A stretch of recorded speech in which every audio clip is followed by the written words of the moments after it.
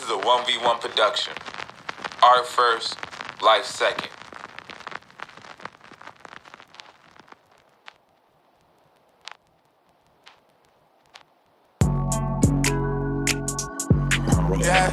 Yeah. Rolling 1, 2, do. Alright, bet. We gotta make sure, bro. We gotta make sure. Liljohn, we good? We're not gonna have the same problem we had 2 episodes ago. Never gonna happen again. Swear to God, yo. It's good. Now, it's a lot going on set. Which camera are we looking at? I don't got my glasses on today, y'all. Bear with me. It's a lot going on, man. Every camera is going right now. Man, I remember we got a dude in here, man. I remember I was in middle school. I heard the name Brandon Dates. Giving this man whole government guns out here. We could be hot. But nigga, I remember hearing this nigga name and it was with nothing good. You know how you just got them bad kids when you hear their name before you know who they are? Yeah. And then I remember down the line we had the same class and shit. Mm. And I was like, no way, Brandon Dace is in my class, man. But, you know, it turned out we was like kindred spirits in that way. Mm-hmm. You know what I'm saying? Like, niggas just having fun, talking to girls, getting to class late. Yeah. You know what I mean? Rapping, making that was music. Typical. Yeah. So. Yes, so you knew of Brandon Dace before he got into? Yeah, he was one of them bad kids with a name. You know what I mean? I wouldn't even say I was bad. If you want to be real, I wasn't bad. I just was always doing something. Yeah, I was not supposed to be doing. It's a difference. Yeah. It's a difference. It is. I mean well. I know you do. But nah, man. Let's go. Nigga, from Living Life, you remember that joint? Yeah. First tape, you know what I'm saying? Like 10 years ago to now, you know what I'm saying? It's just good to come full circle and pause, you know what I'm saying? And see and be on the power with my bro, man. So, you know, 1v1, Andre Wisdom checking in. Yeah, you know, you got John 01. And we got this awesome guest here, a homie. He can introduce himself. Man, to the ladies, I go by Savoy. I don't know what he talking about. Call me Savoy, but my artist name is Champagne BEEZY. I've been doing this for a long time now, and it's for sure a pleasure to be here. Long time coming from the guys, man. Long time coming. Nah, 100%, 100%. 100%. For sure. Liljohn on the 1s and 2s as always. Liljohn. He go back too. Shot. He go back too. Hey, yo, pause. Hold up. You gotta sell this disclaimer right now. This. I can't say disclaimer. Yo, it's gonna be a lot of AOs and pauses going here. I feel like it will be. These niggas get crazy. I do feel like it will be a lot of that going on this episode. Bro, these two niggas, BEEZY and Liljohn been wild. Aleem normally be wildin', but Aleem. He said what? Wait, what? Now, all y'all niggas, man, I don't never do no pause. I'm a grown-ass man, man. Yeah. We don't play them games, nigga. Yeah. Lies. Go ahead and take No. Pick up the mic and sit on the mic. Yo! What? Bro, what's going on, bro? Nah, come on, bro. Don't tell me It's grab getting the crazy mic. already. Let me get y'all right now. We gonna be saying ain't even pause get around past the Daryl the intro. whole video. There you go. I'm trying to tell you. Yeah. What you said, Lil John? We saying pause around Daryl. You know what we should do is a tally. And I'm sure Andre is going to have the most pause. Yeah, we need At to the end of pull. the episode? Andre's going to have the most tallies at the end of the job. Oh, God, man. Nigga, y'all wondering why we took 3 shots of goddamn, I don't got my glasses, but what's this shit called? That's the Casamigos, man. We took 3 shots of this, so niggas is y'all like turn. Yeah, we pretty up. But we normally start our episodes with a book of questions. Okay. I'll let you. I got Yeah, last time. no, we can do time. that. So any, number that you're thinking in mind between 1 to 250, we'll go ahead and choose, whatever is 1 close and to. 250? Yeah. So, yeah. Shit. All right. I got it. You say the number. Say the number. 150. You are 150. I don't think nobody did 150 Yeah, yet. fuck it. Yeah, 150. 150? All right. No, I don't think anybody did 150. Let's see. Pardon the French, I curse a lot. Yeah, I don't got my glass. I can't read. That's why I didn't need the book, bro. I ain't choosing number. We just doing one joint today. I'm gonna say this. I think you probably want to choose a different number. I'll say that. bad Yeah, question. nah, because this question is like, So what numbers have y'all gotten thus far? We had way too many numbers. We didn't make it. We didn't even make a got tally of the one, numbers. We got the last number. We got a bunch of them, bro. It's too many. I would say this. Just choose the number, and I would remember the number that, like, you know, the question was. If you hear, you'll know. Yeah, for sure. So 100. All right, so 100. Yeah, All right, I don't think anybody chose one. Yeah, 100. Watch it be some crazy wild Yeah, ass shit. right. We in Baltimore City. Yeah, sir. He got us in the trenches right now. It's all good, though. It's all good, man. I got the music on it. It's the Jeopardy music. I will honestly say a different number. Damn. All right, Damn, so, okay. I mean, all right, so no, we this gonna do it a question little. is not. Read the joint. What All right, is so it? let's do it another way this time. The thing is, like, these questions are like okay questions, but like for the pod, I don't think it would be productive. All right, I'll okay. read the question. The question says, if a technological breakthrough could enable people to travel as quickly and cheaply across the world as they do now between different adjacent cities, but the price of the trip would be 500,000 deaths a year, would you want the technological Yeah, that's too development? long. Yeah, you bro, know they what I'm saying? Like, they doing too much. Nah, I We don't just even. trying to keep it. You know, even me saying that, was I that? feel like, yeah, nah. That was wild specific. A different number. Let's think of a different number. So how about this? Instead of me guessing, how about y'all just All right, randomly put a number so out? Aleem, you think of a number, and BZ, you try to guess the number. We all The closest to the number. Yeah, Yeah, and yeah. we all gonna do it. And whoever get the closest to the number, he choose that number. Okay. Yeah, So, so think of a number and then you we'll think get of a to number it. and we Between 1 gonna- and 250. Yeah, 1 Yeah, and 250. 1 and Aleem gonna 250. pick the number, and whoever get the closest, we do that question. No ifs, ands, or buts. Okay. I'm gonna do one. No. Wow. Go ahead. You can't tell us the number. No, You have I to didn't tell say us. the number. Yeah, I didn't All say the number. right, 3. I'm gonna say 125. 75. You can't say you pick the number. How you gonna say a number? Said 3. No, you. No, you supposed to pick a number. Oh, shit. No, we're guessing the number that you picked. I thought we was gonna get BZ the honors. and Crazy, him. bro, huh? No, I thought we was gonna get BZ the honors. Oh. So we're gonna base the number based off of what BZ picked. So you said Oh, okay, 125. okay. I said though, right? 125. Okay. We're Yeah. doing 125. All right. All Yeah. right, 125. What you guess though, Lil John? 45. Okay. 45. That's good. Let's see. 125. 125. All right. Yeah. Okay. This seems like.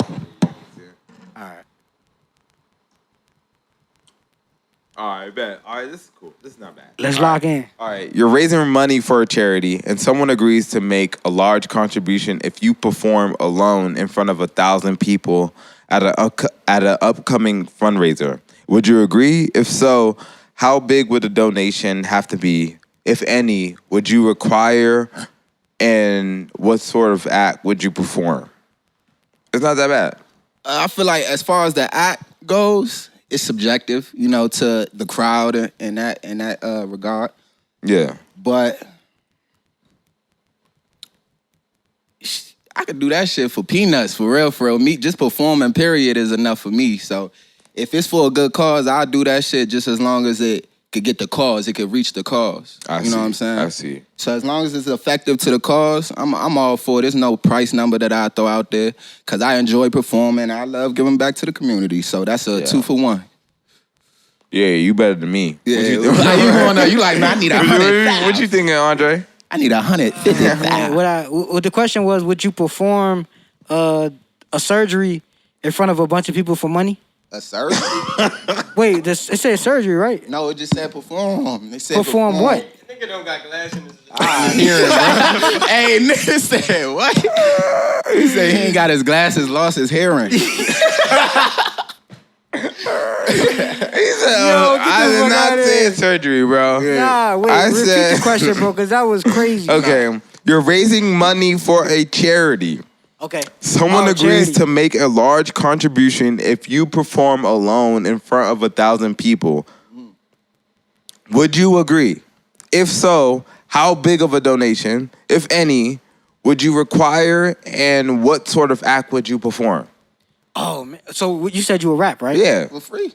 Yeah. For free? You would do it for free? Not necessarily for free, but I don't really care about the money as long as I'm donating to the cause. Like if it's effective to the cause, I'm cool. Right. Well, okay. Depending on what cause. Any Bro, cause. it's charity. Any charity in my eyes, I feel like. I mean, I'm sure charity, like, you know, it's just like, you know, anybody that's dealing with health issues or domestic violence or anything, you know what I'm saying? So it's just a little different. Yeah, you know? I would. I mean, I think it's pretty easier for us because we performers. Easy. Yeah. So That's a you would no-brainer. rap. You would rap in this case. Or Yeah, I'll either rap or do stand-up comedy. This nigga. stand-up comedy. All right. Stand-up bet. comedy, everybody leaving. You know what? Would you? Let me say this. I would probably, if the money ain't right, I ain't doing it. What? If the money ain't right, I ain't doing it, man. Like, listen, the way I look about charities, most of the time people do charities for a tax write-off. Okay. It's not even for the purpose. Okay. You know what I'm saying? So, like, it depends on the purpose of the charity. If the charity doesn't align with what I morally, like, align to, you know what I'm saying? I'm not going to go ahead and, like, try to do it. You know All right, what so I'm saying? even though I feel what you're saying about the whole tax write-off type of thing, but that's for behind closed doors. On the surface level, it's people that really go through whatever the charity is. It's Yeah. people that really go through that. So if it's something that That's somebody true. that they look up to, say for an artist like Drake or something was donating to a charity or something like that. Yeah. The fact that he even performed, regardless of the money, that's just, you know, that's inspiration for them. That's everything they need to make They it to the want to next see. day type shit. So it's I like, see. I don't think about what you could get from it, what you could gain from it personally. Yeah. You know, wide range. But I feel you though. No, I feel you. Like, It's about what you could give type shit. Yeah. I mean, at the Chit same chat. time, you want it to be 50-50 to some degree. Some people will probably do things for free. I feel like I passed that point where, like, I probably wouldn't want to do certain things for free unless, you know, it We makes here sense. now. You We know what I'm here saying? now. Nah, we here now. Why are you past that point? So let me ask y'all this, right? Because we're getting two different sides, right? Yeah, So Aleem yeah. saying he's past that point. BEEZY saying He would he would do it for regardless. free, willingly. Yeah. Yeah. I think that we're past the question now. We need to expand on why you would want the profit from it and why you feel like you would do it for free. You feel what I'm saying? Yeah. I mean, I practically gave the gist of how I felt. You know what I'm saying? I'm giving back to the community, anything like that. Like, it's inspiration for whomever it's concerning. You know what I'm saying? So, in that regard, I feel like that's a payment enough. That's currency in itself. You know what I'm saying? So, Yeah. fuck I the see. bread, bro. Money don't mean shit. The dollar going down every day. Fuck that. Hey, bro, you saying that, but hey, It's still needed. we still got aspirations. You know what I'm saying? Nah, trust I'm me, sure dude. we all have dreams and aspirations of, like, being at a certain point in life. And I just had this conversation with Marcus, like, not too long ago before getting here, and it just made me think about it. Like, bro, like, everything is critical at this point. You know what I'm saying? So it's like, no, don't get me wrong. If it makes sense, I'll do it for free. But if it doesn't make sense, and, like, we talking to the peoples and, like, you know, the negotiation isn't necessarily, like, aligning to where I'm thinking, I'm probably just gonna go ahead and just let it go. Like, I dig it. You know what I'm saying? Like, that's how I'm gonna be. I will say this about Aleem though. Aleem, well, at least for me, like Aleem, you did a lot of shit off the love. For sure. So I'm not assuming that I'm the only one you did show the love for. Do you feel like that that hindered you or something? I wouldn't say hindered. I would say this, right? The experience was good. I'm all about the experience, but at a certain point, the experience can only do but so much. Like right now, today, earlier, I didn't say this to any of y'all, but bro, I was trying to fix up my car. My car is messed up right now. You know what I'm saying? Like when I left out and everything, I'm trying to make sure my car is straight, you know? And it just had me thinking about it. I'm just like, damn, like, yeah, I got the money to fix my car, but then at that point, like, I got to, like, you know, find out whatever I could do to, like, you know, make sure I stay afloat. So it just had me thinking, I'm just like, you know what? Maybe I should not be as lenient as I was at a certain point. I gotta, like, now I have to draw the line. Like, okay, cool. yeah, things are fun to do, but then at a certain point, like, you got to figure out, like, all right, where the line's drawn, you know? Yeah, for true. So that's me, like, drawing a line, you know? People for sure came a long way, and we deserving of our flowers. And Yeah, you know what I'm saying? Like, that's a fact. That's a fact. Facts. you know, we've been working on, you know, y'all been rapping for a minute. I've been doing video stuff for, you know, stuff for a minute. So at a certain Never point, stuff. you know what I'm saying? It's Video just like, content. Yeah. at a certain point, it's just like, should I continue to do things at that point, or should I know where I'm at and like move accordingly? You know what I'm saying? So I'm at that point where it's like, I know where I'm at. I know what I'm capable of doing. I need to move accordingly to that point. You know what I'm saying? So I know what you're saying. I was watching The Idol. It's kind of weird, but Yeah. they said something very specific that it made me put a lot in retrospect. Granted, on a more general basis, not so broadly, okay. they said when you say no, you're blocking yourself from having that experience that could open many, many more doors. Many doors, yeah. You know what I'm I see. saying? So I always thought about, man, ain't nothing to it but to do it, get that shit done, see what you could get from it. If it's something bad that came out of it, that's a lesson. If it's something good that came out of it, that's, you know what I'm saying, something that you could, you know, add to the collection. I see. But saying no, I feel like in the regard of creativity, everything in between, just Respect. give it a chance, man. Give it a chance. But we are worth something, and we deserve what's ours too, man. You can't keep selling yourself short. I feel that, but at the same time, right? There's only a certain amount of things that you could say yes to.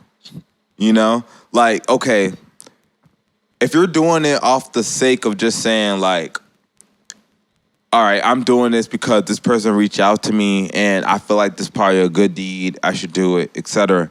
Sometimes, depending on like what you see yourself like going along the lines of doing, if it doesn't align with that structure, then it's kind of like an offset in a way. It's like you're not necessarily like pushing yourself towards where you're trying to do. You know, it's like a side mission. You know what I'm saying? And sometimes, like, the side missions distract you from the main mission. So, like, that's kind of how I've been looking at it, things. Nicely You know what I'm put. saying? Because, like, you know, yeah, it's good. No, don't get me wrong. But, like, the way I've been looking at things, not everything that glitters is gold. For sure. You know what I'm saying? Because even though, like, you know, like, yeah, it may seem to make sense. Like, oh, it's a good thing to do.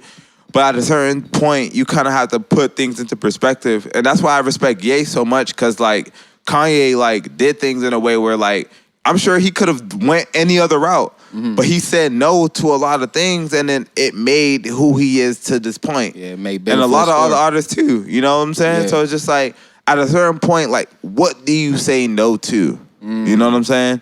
Because everything, like, might seem like, okay, yeah, it might push me forward further as an artist and whatever, but, like, does it align with who I am as an artist? You know what I'm saying? Nicely So- put, for sure. I was at that point and BEEZY got mad at me. But so I used to do studio sessions at my crib. I told you, you know what I'm saying? And I never charged nobody for it. Cause I the way I looked at it was like, yeah, I got talent, but I believe in these niggas for one. You know what I'm saying? I know they talented and Yeah. I know that like we get in the studio. I also know that like I want to work on my mixing. And so I used to let them record in my studio for free. You know what I'm saying? Yeah, yeah. And I miss them days. I ain't gonna lie. Shit, I miss those days. and like 2 years ago, BEEZY hit me up. It was like, you know what I'm saying? I need you to do a job. I'm like, I ain't even mixing nobody music no more.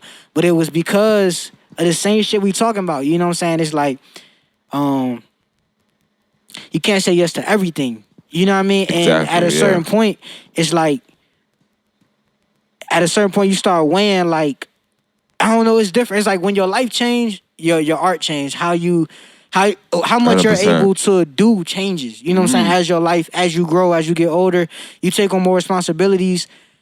Situations grow you up a little bit, and you like, I can't give this and that, and be great at this and that. I could be good at this and that. For sure. But if you tryna if be you wanna be great- great, you gotta pinpoint. Yeah, you got to pinpoint. Yes, sir. And if it's not profitable at a certain point, if you're doing it, it has to really be a passion. And I think that's what passion Yeah. is. So if it's not something that you're passionate about, and it feels like you're pulling, you know what I'm saying? Yeah, you pulling teeth. Yeah, you're pulling teeth. It's like you gonna give it up as you get older. When you're younger, you're able to, because you have so much range and free time. But as you get older, you've been there before, so you're more like strategic about what you put in and what you like. You know what I'm saying? You wanna get something back from what you're giving. Exactly. And if you're not, then if it's not a passion, it gotta go. And I think that's just the point that all artists we go through, because real shit happens, like with your car. You know what I'm saying? Shit, same shit happened with my car. Luckily, Aleem was here and he drove me up to Aleem, though. You know what I'm saying? Like, we ain't gotta go too into it. We gotta go into detail, but shout out to bro. You know what I'm saying? Liljohn had some shit with his car. I know BEEZY had, you know what I'm saying? BEEZY had situations, like, we ain't gotta talk on it, but you know what I mean? For sure, trust. So, as we get older and our lifestyle changes, we take on more shit, it just get to a certain point where how much we can tolerate changes. You know what I mean? Oh yeah. And the person we are changes. And It does. the people It that does. stay with you are the people that embrace that. You know what I'm real. saying? And it's like, nigga, you know what I'm saying? Like, everybody in here has been through shit. So it's easy to understand where you coming from. If you say no to some shit, we not gonna take it personal. Same shit with BEEZY. Like, when I told BEEZY no, it wasn't like, bro, was like, fuck you, nigga, da-da-da. It was like, I understood. I understood, like, he got locked in. Because at the time he turned me down, like, when I asked him to mix something for me, because I think this was in the heat of COVID, right? For real? So it wasn't too much movement. So I'm like, man, if I'm gonna send my music to somebody, I'd rather it be somebody I know and I trust. Yeah. I started music with this nigga. So out the gate, he the first thought. So I hit him, I'm like, yo, like, you know, I got a couple of songs that I recorded myself. I just need mixing. Yeah. He like, bro, I can't do it, bro. He like, yo, I'm working on my own joint right now. I'm trying to lock in. I'm like, come on, bro. Just give me a song. Like, one song, two songs. But see, in my mind, I know, like, one song is every song. Yeah. Because I know see. how me and him lock in. And it's like, I can't give you 110%, so I'm not going to say I can and give you 60 and then short you.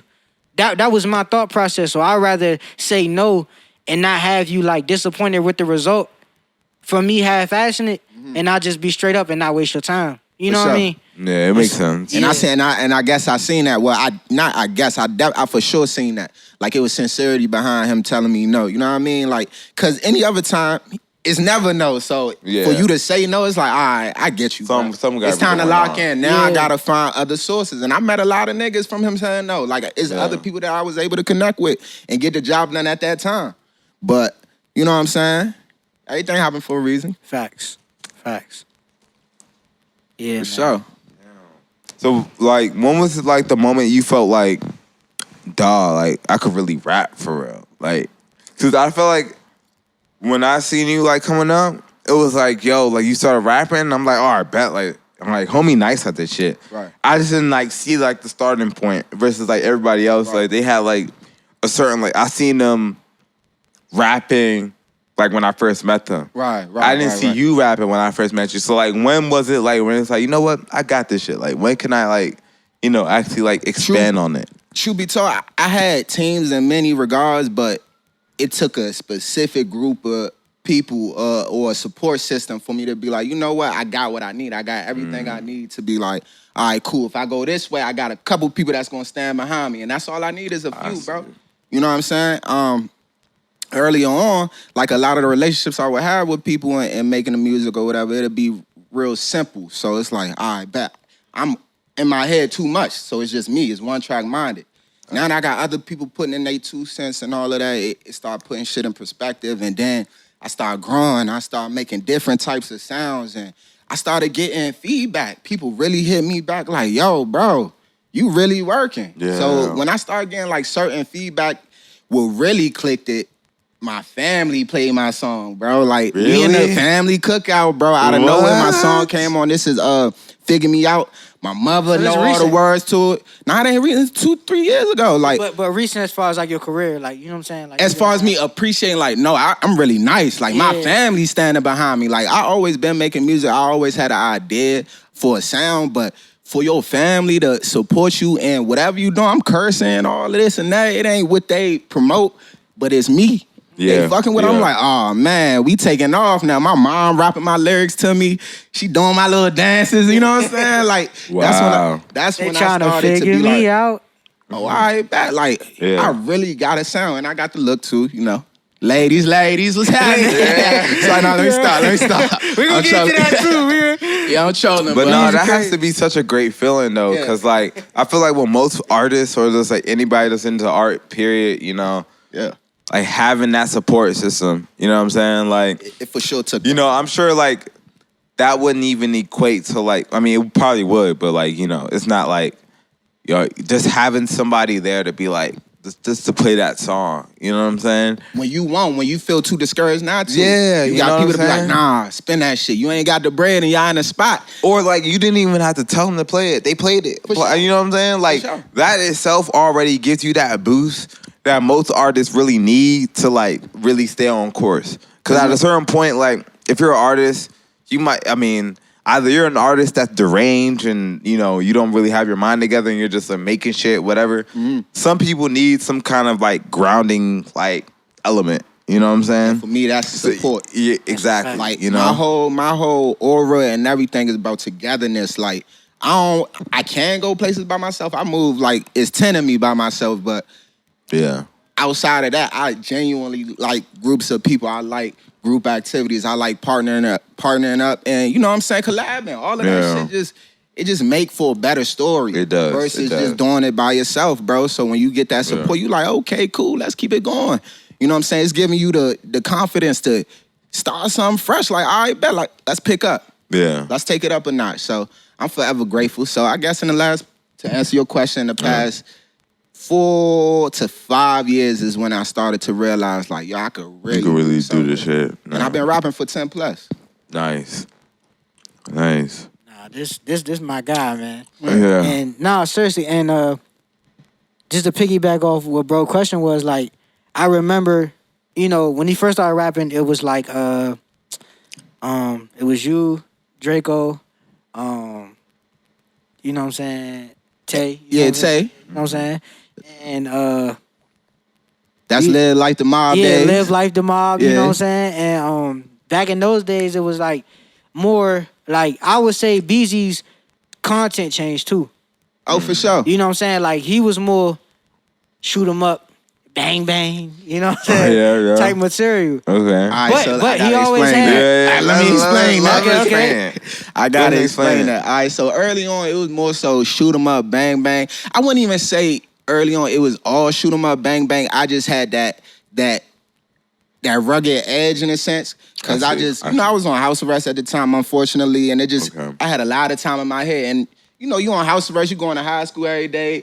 1, 2, 3, nigga. You think you tough guy now? Like, nigga, you walk Yeah. around, people like, oh, you got, Oh, you got- like, yeah. He on the box. yeah, like he on the box. You ain't on no box? I thought that shit was cool. So I'm not. You gonna on a sit- box while you in school? Yeah, like you on a box in school. Like, what you doing, bro? Right, Like, what you right, out here doing? But Right. you know what I'm saying? Not to say that any of that shit was cool, but it for sure gave me that extra push to be like, oh, nah, I'm that nigga. Like, I could talk however Yeah. I want.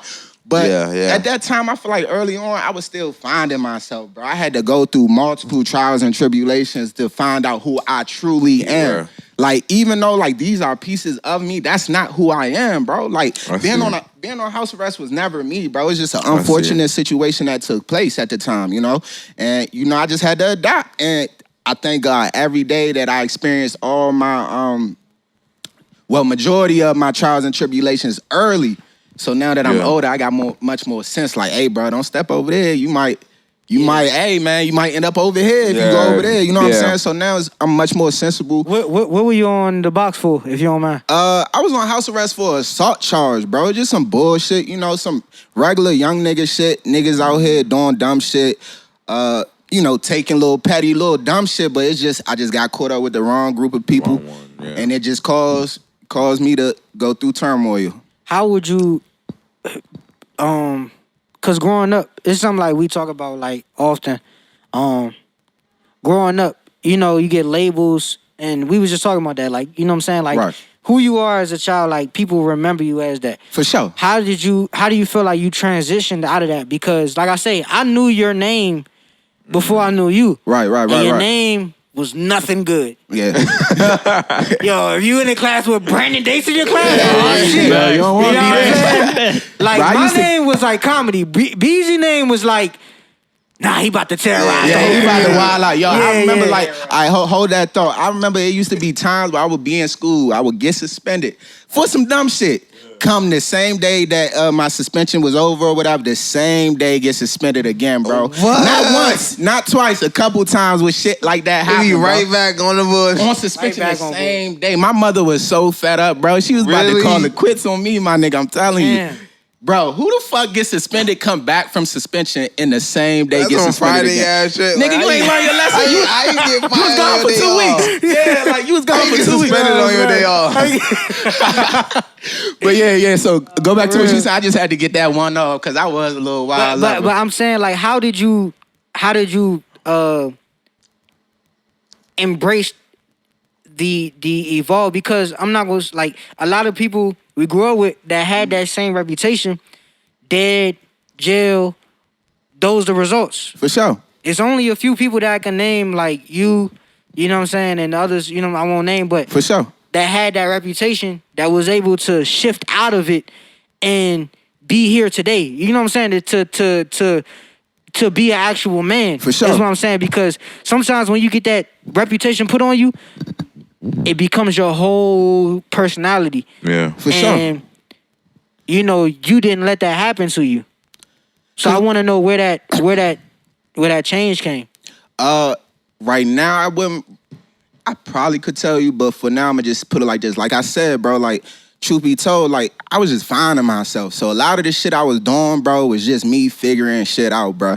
You know what I'm saying? Like, I mean well, but I might overstep certain boundaries. I might go over certain lines that'll cause me to get suspended and all this XYZ shit. Like, just to figure it out. Like, you know what I mean? And truth be told, what people think of you, bro, that's not true. If you really know me, anybody that really know me and connected with me, know I was a good man. No, I only wanted the best for whoever was around me. So, like, if you really knew me, you look past all that bullshit that they talking about, but you know it's gonna be a good time. You know we gonna take it up a notch. You know what I mean? But come on, bro. Like, all that surface shit, I'm way beyond that, bro. So I would truly say, for that energy to start shifting for me, I had to leave high school. I had to move to New York. And be by myself, bro. Like, not with my mother, no family. Nigga, just me, bro. Just me. So it's like a lot of the time I spent by myself, and I was able to be like, yo, that really wasn't me. I ain't like that shit, but I like certain pieces of it. Like, all right, so let me pull that from that and add it to my story. You know what I'm saying? And then, like I said, I mean well, and then just walk, you know, with faith and righteousness. That's all. So New York truly shifted that energy for me. I had to get the fuck out of here. No, that's good though, because, you know, I have a homie that just moved out there like not too long ago. He's into fashion and stuff like that, you know. So, like, you know, he's even having his own, like, revelation of his own, you know what I'm saying? And I don't know what it is about New York, you know, but it seems like the people that, like, are from here, when they go there, they end up having, like, some kind of, like, humbling, like, experience where, like, they don't end up acting super wild, but it ends up taming them to some degree. You know what I'm saying? Yeah, because New York, bro, it will chew you up and spit you out if you allow that shit. Yeah. Like, that I shit could is see not that. for the weak. I could really see that. Comparing a rent, comparing to the everyday people that you got to encounter, all the shit you see, bro, New York is really no joke. You know what I'm saying? So when you out there, you see shit like shit, nigga, where we come from, you don't see half of this shit. So you looking at this shit like, God damn, they really giving it up like this. But it's shaping you and it's allowing you to be like, see a different perspective, see why they move like that, see, you know what I'm saying, what got them moving like that. You know what I'm saying? People could just be emotionally broken. Like, niggas mean well, but they could just be fucked up in the head at that moment. You know what I'm saying? But I wouldn't even necessarily say it would have to be New York for you to get out. I think for anyone speaking from the DMV, I think it's necessary for you to step out. Like, you to move out of the DMV. Just for a few, it ain't gotta be forever. Just take a little step out, take a little year, couple months, go to another city like California, New York, Atlanta, Houston. Houston is a fucking movie. I'ma just lay that on the table. Houston, my nigga. I love y'all, man. Y'all show me love, but you gotta get out of your comfort zone, bro, to grow in the right way. You know what I'm saying? To find your true self. You gotta leave what you used to. So I encourage anybody, bro. And I'm grateful that right out the high school, I was able to make that move. You know what I'm saying? I didn't wait till like 25, 26. You know what I'm saying? Yeah. So. That's some real shit. I agree 100%, bro. Like, you know, I was in Atlanta. You know what I mean? And I'm sure that helps you. For sure. In many ways. For sure. How so, though? How would you say? Before you get into that, it's shot o'clock. Y'all know what time it is. Shot o'clock. Is it shot o'clock or is it champagne? Oh, okay. It's a champagne BEEZY o'clock. Champagne for champagne BEEZY, man. Yes, sir. Yes, sir. It's champagne Come on, man. BEEZY Tap the o'clock. bottle, Yes, man. sir. Hit the Bottle bottom. Hit the poppers. bottom, man. Yo, pause. You got to top the bottle. Yeah, just top it. How do I top it? No, oh, put a tally down for Aleem. He wildin'. Liljohn, mark that. Aleem is wildin'. Put that tally down, bro. That's your job. You just top the bottom, bro. Yo, Less than mark the that bottom. down. That was crazy. 35 minutes. He said, how do I top it? Yo, 35 minutes. Yes, sir. Top. The bottom. Yo, I don't think nobody gonna win after that one, man. I think you got that one, Aleem. Yeah, he got nah. Send it to Liljohn. He keep topping now. He like, man, let me get right. I'm a top. He said, how do I top it? Yo, that was crazy. Yo, that's funny. Yeah, shout out to Aleem, bro. You want to pop it up? Nah, you. All right, cool. Yeah, man. Nah, you on the Shine Pizzle tip. Make sure the joint don't hit the audio joint. We don't need no miscaps. I ain't even gonna pop it. Oh. We grown men right Yeah. now. We ain't like that. Shout out everybody. Yo, man, Liljohn, I want to get your perspective. You could change the... Oh, shit, never mind. Hey! Nigga said he ain't gonna pop it. He said we want some grown man shit. Nah, for real. That nigga said, hey, yo. Nah, that's crazy. Shout out BEEZY, man. Man, it's my brother, man. Yeah, napkins, though. I'm gonna clean this up. Pause. Give me 1 second. Nah, you good, bro. We good. We I after don't the show. play that. After the show. Nah, I'm gonna get this out of the way now. Right. Yo, Lane, bring some paper towels, bro. Yo, Lee. Oh, Yeah, all right, so we gonna talk until All right, Lane get back. Wait, I want to get Liljohn perspective on the joint. He ain't Okay. never give his perspective on moving and all of that stuff because you changed after high school too. You said moving in? I'm No, saying moving out. Moving out, leaving like the city. yeah. Leaving Maryland, perhaps. I mean, my joint was different because I was going to college. So, Okay. I mean, it's like, I guess you get like it's a different taste of freedom type of stuff. Like, you going to, yeah. Hold on, let me get my cup. Oh, this joint got crack in it. Yeah, tilt it to the side. But what you was saying, brother? So you going to college, so everybody, you leaving with me, you going to college, but all the people you went to high school with, new people that you don't know. New people you don't know. So it's like, hey, you ready to meet, like, step into like a new lifestyle type of stuff. And me in high school, I wasn't going to parties and all that stuff. So y'all was the people going to parties. I was chilling for real. So once I went to college, it was like party central for real, man. You just like step into a new field, you opening up, pause, but to new people, bro. So you making new friends, different people.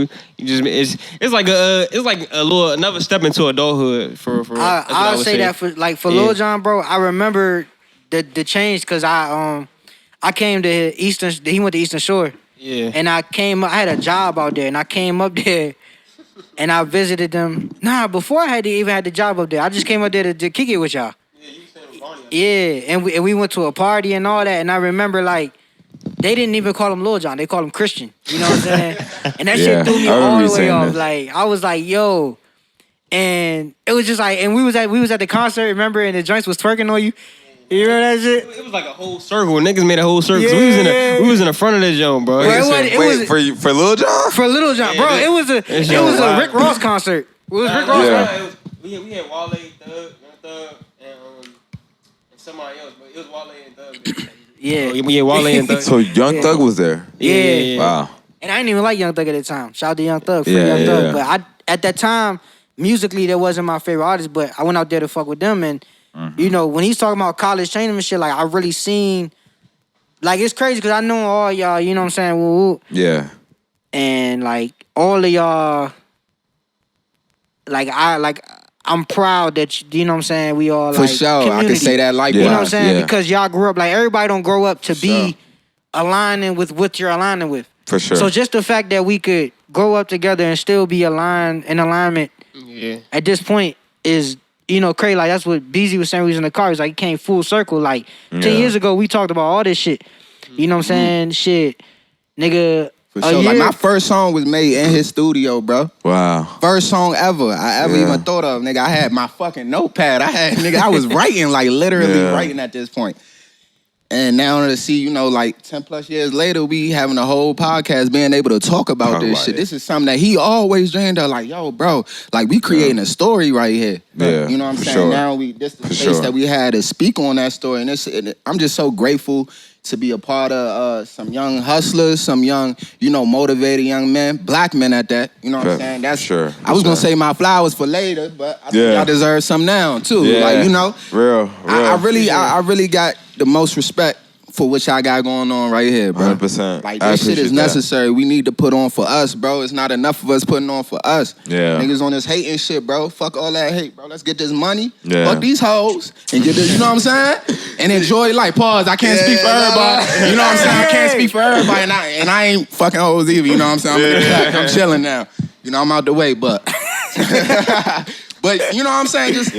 Just on some real shit, though. Like, bro, niggas... all the negativity going on in our city right now is taken away from as much as we could be doing. Yeah. So even in me moving in to New York, it's a lot of motherfuckers that stay connected that I'm forever grateful for. Like That's wisdom. real. You know what I'm saying? Like it's a lot of niggas that come check. Like even what's the name? Chicken Mafia and them. I don't know if y'all know Eric. Oh yeah. Shout out Chicken Mafia, yo, man. Shout out shout Eric. out to Shout out Eric, Tom. man. They made like some crazy shit. Like Eric gave me some pants like a couple of months ago, and I was got just some like, too.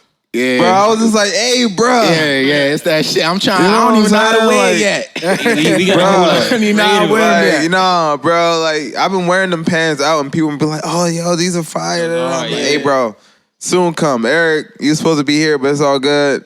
We gonna have you on the next episode or whatever, and then we gonna get it going. You know what I'm saying? But yeah, exactly. You know. You know what I'm saying? Like, I just love the connection and how far everybody came. And, you know, even after all these years that passed by, how connected people still are. Yeah. Like, the relationships that still held weight. Like, you don't ever look at that shit as little shit. This is monumental shit right here. This is greatness in the making. You gotta embrace that shit. So, real talk, nigga. Y'all deserve flowers, bro. And I'm happy to be here. I was excited coming here. Put it like that. You feel me? I appreciate like, that, real bro. Shit, bro. You deserve your flowers shit. too, because you've been working for a hard minute. You know what I'm saying? So it's just like this, like podcast is like been or evolved to being a point where like artists could feel like, you know, you're giving the respect or the gratitude that you deserve. You know what I'm saying? So like this is it. You know what I'm saying? So you being here, it's equally as grateful as like how you feel towards us doing it. You know what I'm saying? Yes, sir. So, you know. I appreciate Yeah, that. bro. The utmost. Oh, for sure, bro. Because not only that, like, you do what you're doing, but it's like we're all artists at the end of the day. So we're trying to, like, figure out, like, our placement and just, like, you know, we're trying to establish ourselves, like, each day. You know what I'm saying? Yes, sir. So it's just, like, we need platforms like this that's going to give, like, everyone, you know, shine that they deserve. Open that door for these connections, for these collabs, bro. It's a lot of people named that y'all might hear today. That you might want to work with one day in life, man. You never know. But that's what it's for, bro. I'm not hiding shit from nobody, bro. Yeah. It's each one teach one. I ain't holding no hidden gems, bro. If I got the sauce, I'm 100%. passing that bit. To the right ones, though. To the ones who deserve it. It ain't gonna be for no nigga that's bullshit and playing around. You know what I'm saying? Pause, no freaky. Cause y'all niggas is freaky. But on the real, though, man. Like, on the real, though, like, Yeah, facts. this what this shit is about, bro. It's togetherness and, you know, spreading the message, bro. 100%. I agree with you on that. Yes, sir. I agree. I got a question. I gotta though. take a sip to that, man. Yeah, go take a ahead. sip. Everybody gotta take a sip. What's your I question, got a John? question. All right, Lil John got So a when question. We taking a sip. We Oh, you taking a taking a sip. sip? Lil Josh, the Damn. question while we take the sip, brother. all right, so when you first moved to New York, like what was your your first thoughts or whatever, stepping in the city, all that, like from day one, like hitting that joint? I ain't gonna hold you. I'm a homebody type of nigga. So if I don't know you, bro, I'll play the crib all day. You leave it to me. So my first 2 years of living in New York, bro, I was from work to home, bro. Work to home. I couldn't pinpoint what shifted. I think my first performance shifted me actually stepping out, and meeting different people and shit like that. But it took that for me to be like, oh, all right. Then after you met one person, you end up at a party, you meet 10 more other people. They send you to other parties, bro. Like, that shit created a web in like 0.5. So it took me 2 years to get outside, but after that 2 years, bro, it was like overnight type shit as far as the web of connections and where you could go and where you could hang out at, what's the best moves and shit like that. Like, bro, if you go out to New York, I can show y'all some shit, man. I'm telling you. Yeah. Pull up on me when y'all come to New York, man. Yeah. For real. And to get to this before we forget about it, so what was it like 2 weeks ago? Y'all went out there for like MACH HOMMY's wait, hold on. Hey, yo. Please take y'all time because I need to know everything that went down. Because, you know, you sent me that tweet. Homie don't know what's going on. We gonna send this back to him. Yeah, so he was we gonna talking send the trash. So what happened that day for the MACH HOMMY Oh, nah, for the MACH HOMMY showcase or whatever? Explain that. I'll let Wisdom start that off. My boy Wisdom go got to talk ahead, because I need to know. I need to know. First of all, man, shout out to BEEZY and Con for hosting me the whole, you know what I'm saying? Like, they looked out Shout 100%. out to y'all. 100%. Got the Con merch on right now, you know what I'm saying? Yes, sir. Yes, sir. You know God what I bless. mean? God bless. Nah, facts. Right now. That is I'm wearing hard. my niggas right now. I got all the guys on. It's black on. You feel me? Yeah. Down to the socks, my nigga. Who made the socks? You don't know the socks. This my other man's, bro. Yes, sir. Word. Down to the bro. socks. Fire. Support my people, bro. This shit easy. Fire. This shit Fire. easy. The whole fit is Whole fit. Fire. My solid. homies. Solid. Like, Yeah. but what point was you man. at? So start from the beginning. So, You okay, came up here. How was it when your first I got drive up up to New here? York. I'm like, yo, BEEZY. I'm like, yo, BEEZY, I'm here. He like, I ain't here. I'm like, all right, who there? He like, call Con. I call Con. Woo. So Nice, took me about an nice. hour to find a parking spot. Anyway, I lock in. You know, MACH HOMMY shit start at 6. Okay. So nigga, no, he started at 6. Nigga, it's 6, it was 5. 6. I'm at the crib. I'm ready. BEEZY Yeah. like, yeah, I got one more cut. I'm about to be on the way. Yeah. Nigga, I gotta Nigga, get I my look bread, at my phone. bro. It's 6 o'clock. I'm like, where you at? He like, bro, I'm on the way. I'm about to be there. He sent me a Yeah. location.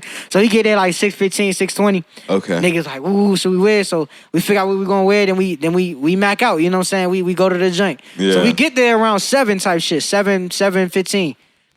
Was the line long at all? Or like So how it was that? wasn't really a line per se. It was people outside, but Okay. it was people inside more than it was outside. Okay. So we knew where it was by the people outside, but it wasn't like a line. Okay. Because it was tickets, you know what I'm saying? Tickets Yeah. were $100. You know what I mean? $100 to see MACH HOMMY. So Yeah. you gotta be a dedicated person to go Yeah. there. No, Right. Telling facts. you. Facts. Facts. It makes sense. $100 ain't just $100. Yeah. Yeah. So we got in the spot though. Yeah. As we walking in the spot, you see suited up security. These ain't no regular security guards that got the security on the back. This shirt, is like, my nigga. uh, these niggas in suits. Yeah, this is Brother Mozone. You had like 10 brothers. Niggas structured up, Yeah. bro. Like for real. So y'all but they had humble like, though. y'all had like 10 like Brother Mozones like Type ready. shit. Yes! Like type Yes! shit. No, Aleem, you wanna know how I knew it was real? I had a backpack, right? Full of Yeah. all the audio just in case I got the interview. Yeah, I in it. remember. Them niggas didn't check none of it. They ain't check nothing. didn't so search they nothing. cool, humble nigga with the suits. Don't They check was nobody. like, nah, you good. Nigga, you good. You know they wasn't worried That's about when I knew nothing. they wasn't worried about shit. They nigga. wasn't worried about anything. Oh my God. They was like, if a nigga get out of line, it's over. Is it? Type shit. Like, Yes, sir. Yeah. Yes, Brother sir. Mozone gonna put you down. Nah, for real, bro. So we get in the spot. So now we walking Yeah, up the stairs. yeah. We get past. You know what I'm saying? Yeah. You know what I'm saying? We in the spot Uh-huh, now. Yeah, we in the This spot. nigga We in the Wisdom spot. catch somebody from Maryland. You know what I'm saying? My man, Baba Herb. Baba Herb. Baba Herb. I see my Baba man, Herb. Baba He was out Herb. So there, Baba Herb was there. Baba Okay. Herb was there. all You right. said though, it's Baba like, Herb. I know Baba Herb. Yeah. So you never explained to me like the timeline of events. So now it's like making sense. So, now. I mean, so as Baba soon as we Herb get was in there. upstairs, Yeah. Okay. Baba Herb is right. He's the first person we see. Wow. That's not. Right. yeah. No Yeah. bullshit. Because they was in there sturdy, man. Yeah. Be real. So Wow. I'm like, yo, this is crazy. He like, yeah, he took Yeah. a bus from DC. Woo, woo. So shout out Yeah. Baba Herb. You know what I'm saying? Wow. Shout out Baba Herb. Yeah, Shout out for Baba sure. Herb. Yeah. So But so yeah, as we walk in, we checked in with Baba Herb or whatever.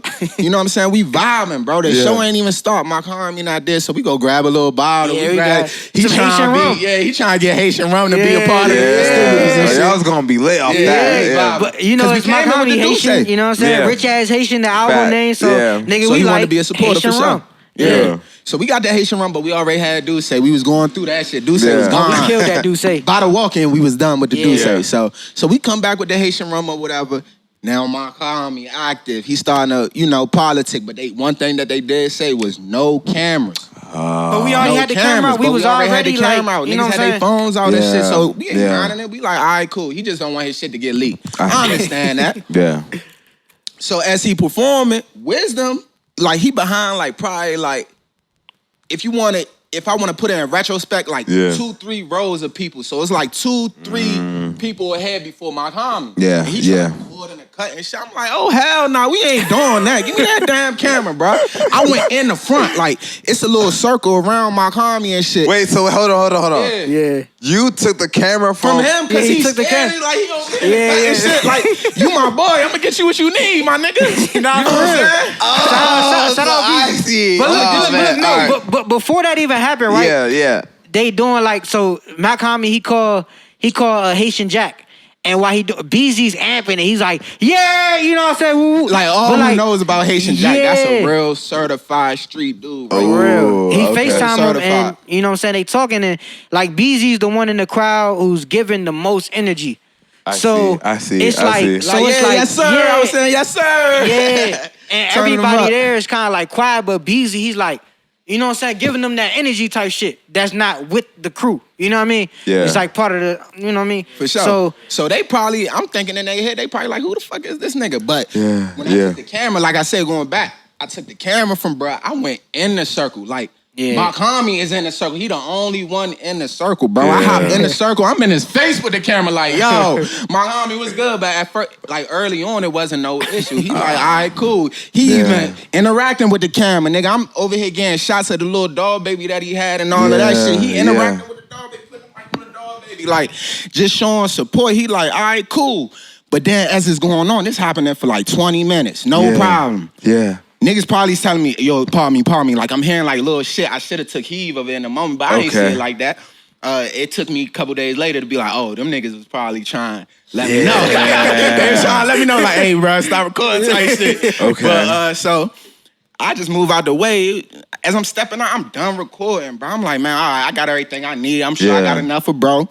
You know what I'm saying? I think it was ending, as a matter of fact. So I'm walking back. White lady pulled me aside. She's like, yo, what you recording? I'm like, I'm recording the future. What you mean? Don't be asking me no question like that. Like, I'm wait. A white lady pulled you. White lady. She swagged the fuck up though. You know she was somebody. Like, you can tell she was somebody. But when she approached me, nigga, I'm like, nigga, don't do me like that. We ain't doing that. Like, nigga, I'm recording the future. What you expect? Like, nigga, this my homie. What the fuck you doing here? You know what I'm saying? And she was like, nah, like, are you recording or what? Like, yes, but the future, like. She's like, all right. I say, if you want me to stop recording, just say that. If that's really what you want, just say that shit. You know what I'm saying? Like, so I'm like, all right, cool. I close the camera down and all that. I'm walking back to bro. I'm like, yeah, I got what you need, nigga. He come back to me. The first thing he say, he like, this white girl. He like, yeah, this white lady was crying. So when he say that, I'm thinking she was crying from the music. Because the music is playing, the album is playing. So he says that. So he says that. He's like, yeah, this white lady was crying. I was like, that's what's up, bro. He's like, it's the music, bro. As soon as we said that shit, nigga, it was like the record cut. Hey, what he said? He said, yo, God. He said, yo, God, what's up? Nigga, I swear to God, I was telling BEEZY he was the energy. I said, yo, BEEZY. I said, hey, bro. That shit went up. Yo, BEEZY. Wait. Mark Homie says, yo, God, what's up? Nigga, he stopped the music. Everything stopped, right at BEEZY and was like, yo, God, what's up? We saying no recording. I'm like, hold the fuck up. What you talking about? I'm like, recording. Wait, hold on. Time out.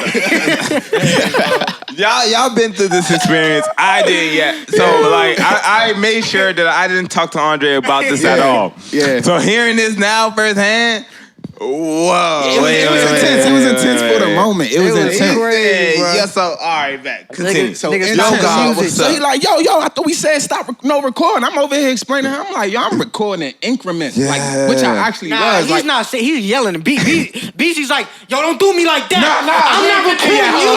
I'm recording it. I'm like, nah, yo. we ain't gonna do that. We ain't get there yet. All right, so I'm like, hold on. Step by step. Baby steps. Let's walk this through. Baby steps, baby steps. Look, we gonna walk this motherfucker out. But Right, bro. look, so nigga, when he said that, I'm like, yo, I'm recording in increments. If you need to, I got the camera right here. Yeah. Pass the camera. When I did that, Jesse, he was like, nah, God, because I said no, And I'm like, hold the fuck up. Y'all think I'm out here trying, like, swindle you on some funny shit, bro? You think I'm trying, like, sell your music in the back on black sites and shit? Like, come on, bro. No, I'm not like that. So But while he's doing that, he's looking in front of him. I'm looking towards Members, the front. like at least 6 or 7 come from behind us. Like, And I swear and they to try to like get to him. I'm like, hey, nah, bro, we good. The nigga, one nigga, it wasn't even the dude I was touching. The dude, the other Yeah. my hand off the other one, and I was just like, I didn't even see him. I was like, Yo, hey, But yo, I swear was like, for BEEZY, God, BEEZY. bro. I was like, BEEZY. Go ahead. I swear for God. Make sure we block out every part of this window. Yeah, them niggas. All right, nah, we got another story after that too. Hold on. fact. Wait till we finish this shit. That's not the end of All it. right, yeah, we That's got not another the end little of it. story to add to that. It's fucking nuts. My brain is like, yo. Pause, no freaky shit, cause Yeah, that niggas was is crazy. freaky. But yeah, so as all that's going on, bro, I swear for God, I did not see not one FOI member behind me, bro. I'm locked in because it's genuine, like, yo, artist to artist, bro. I would not try to get over on you, bro. This is just an experience, my nigga. Like, I'm here for the experience. This is a beautiful ensemble that's going on right now. And I just had the voice. I think in me telling him that, it gave him a sense of comfort. Like, he like, oh, nah, all right, I'm gonna take your word for it. You know what I'm saying? I'm gonna take your word. You know what I mean? And then from there, like, it made me feel a type of way because I felt like niggas was playing with me. Like, nigga, I wouldn't dare do no shit like that because I'm an artist, nigga. I said, we here for you. I spent $100 like the rest of these niggas to get here. Like, why the fuck would I jeopardize my $100? That shit's important. You know what I'm saying? Right, nah, for real. Like, no bullshit. So I'm like, all right, bet. I try to step off and shit. As I try to step off, nigga, like, he about to continue the show. He like, nah, where's Savoy at? Nah, we need Savoy front street. Yeah. They said, nah, make sure he up front. We need him in the front. So he creating a whole little energy behind it now. Like, nah, stick around, hang around and shit. So I think he had one more song left. Yeah. Knock that one song out. Everybody breaking up. We take a little picture at the rich ass Haitian sign, all that. Nigga, we go outside, we politicking, sipping the rum, sipping the Haitian rum. You know, vibing. We end up missing him. You know, doing a little group picture with all the fans and shit. So as we see it, niggas like, oh, my homie. So we catch the little commotion as we walking over there and shit. We like, oh, shit. Wisdom pull up on him like, yo, could we get a picture? He was like, man, I just took a picture with all them other niggas. Like, how you missed the picture? He was like, oh, nah, we was just out the way. We was just chilling and shit. But you know what I'm saying? Can we get a picture?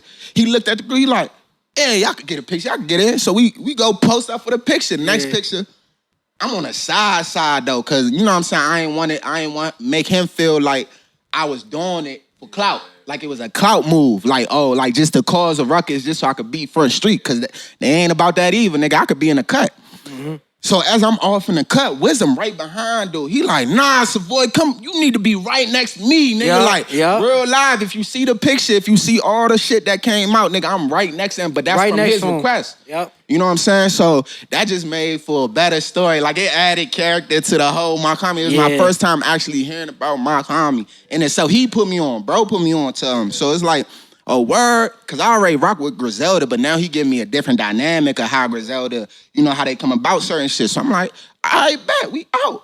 I end up coming to love the nigga from the experience. Like, oh, this nigga crazy. I can fuck with a nigga. Like, hey, Mock Homie, if you need me, bro, holla at me. You know what I'm saying? On some real shit, but. Nah.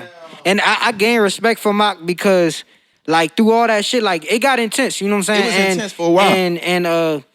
And he was still listening, like, to what BEEZY was saying, not the tone in which shit was being said, because niggas was like, ho, you know, do all that shit, but like BEEZY was just trying to say, yo, we not on that. And I feel like Mock, I gain respect because he could have easily been like, nah, get these niggas out of here.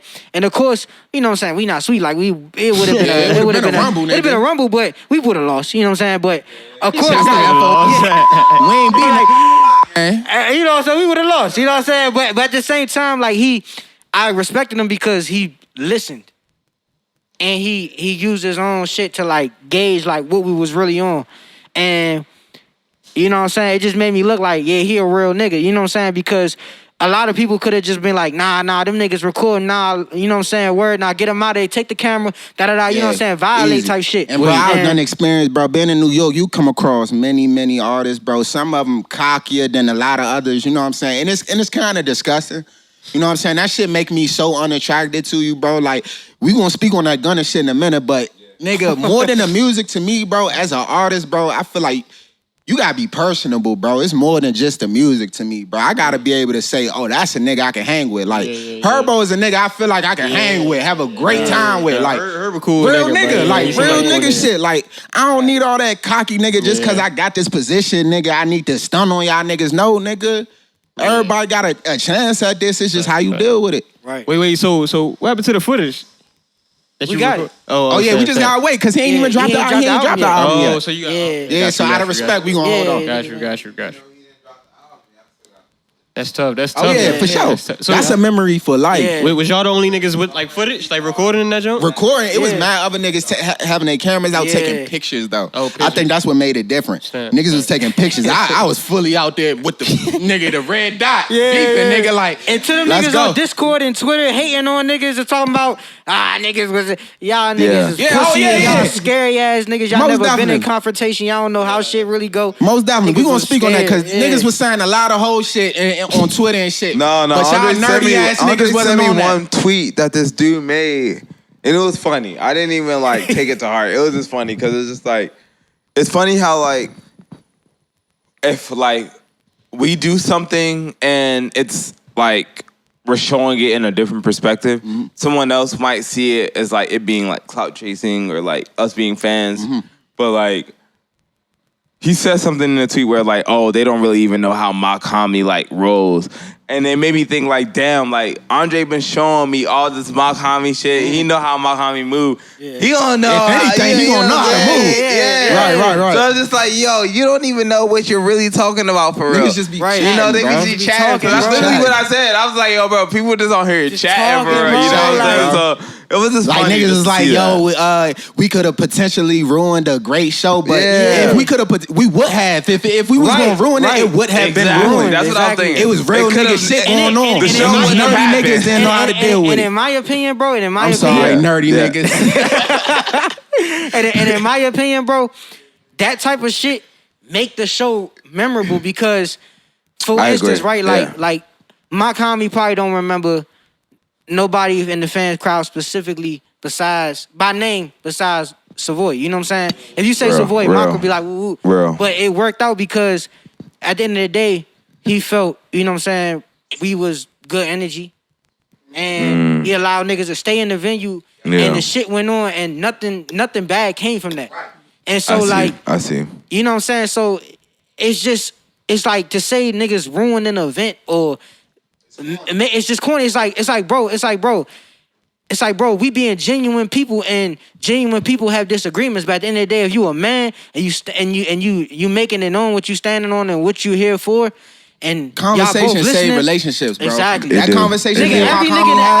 that adapt us up after that. After that, niggas had utmost respect. Like, Exactly. nigga, handshake. After the show, you would have thought Look we you was in your eye performers. type respect, nigga. It's like, nigga, you stood on your own 10. That's all we want, bro. Stand on your own 10, bro. Yup. Make it clear. If you was on some funny shit, show you on some funny shit. Right. Don't hide that shit. Yeah. You know what I mean? And the thing is, what I feel like probably like shakes feathers or whatever, most people don't understand that like it takes for like people to do something that they wouldn't expect to like cross the rumble versus like them doing something that they would expect and it just be like whatever. You know what I'm saying? So like y'all doing that was unorthodox. Oh, yeah. Nobody would like expect that. But For sure. that was like good enough for like it didn't ruin the show, but it was to give you guys respect and for MACH HOMMY probably like in his camp to really realize like, oh shit, these guys are on Like, some it's different real type of people, time. yeah. You know what I'm saying? Yeah. So who knows? Maybe after this episode or whatever, they might see this and they might be like, oh shit, like, okay, these are the guys and I see what they're going on, et cetera, I et cetera, almost you know? guarantee you, if we cross paths with Mark Hommy again, he gonna know. He gonna Yeah. He gonna I know. believe that. I and it's believe gonna that. be I believe it. respect. Like, Yeah. not on no cocky shit. It's gonna be genuine Yeah. respect. Yeah, because I believe it. that moment that we shared and we didn't allow it to destroy the bigger picture. Right. Yeah. So And the album was incredible, by the way. You know what I'm saying? Album was amazing, The bro. album was incredible, bro. Like, The album was amazing. So I can see why he was trying to be, you know, real Yeah. homie with it. Yeah. Like, I get you, brother, but nah, I ain't on that timing. Let's be so it real. potentially created like a connection, bro. So. Oh, for yeah, sure. Yeah, for sure. He will never forget it. And it gave another, like Wisdom was telling me, he was like, yo, bro, that shit type gave another dynamic to the whole Yeah. shit. Because Yeah. it was textbook. It was real low key. He'd bring the people who he had a song with out and they'd discuss, you know, what their meaning of rich ass Haitian was and shit like that. That's all cool. Yeah. But something that nobody planned for, and it created a different energy. It added another dynamic. That niggas is like, all right, cool. This is see. organic. Yeah. This ain't no bullshit. This is Facts. nigga, Yeah. it's time. It's either make or break, nigga.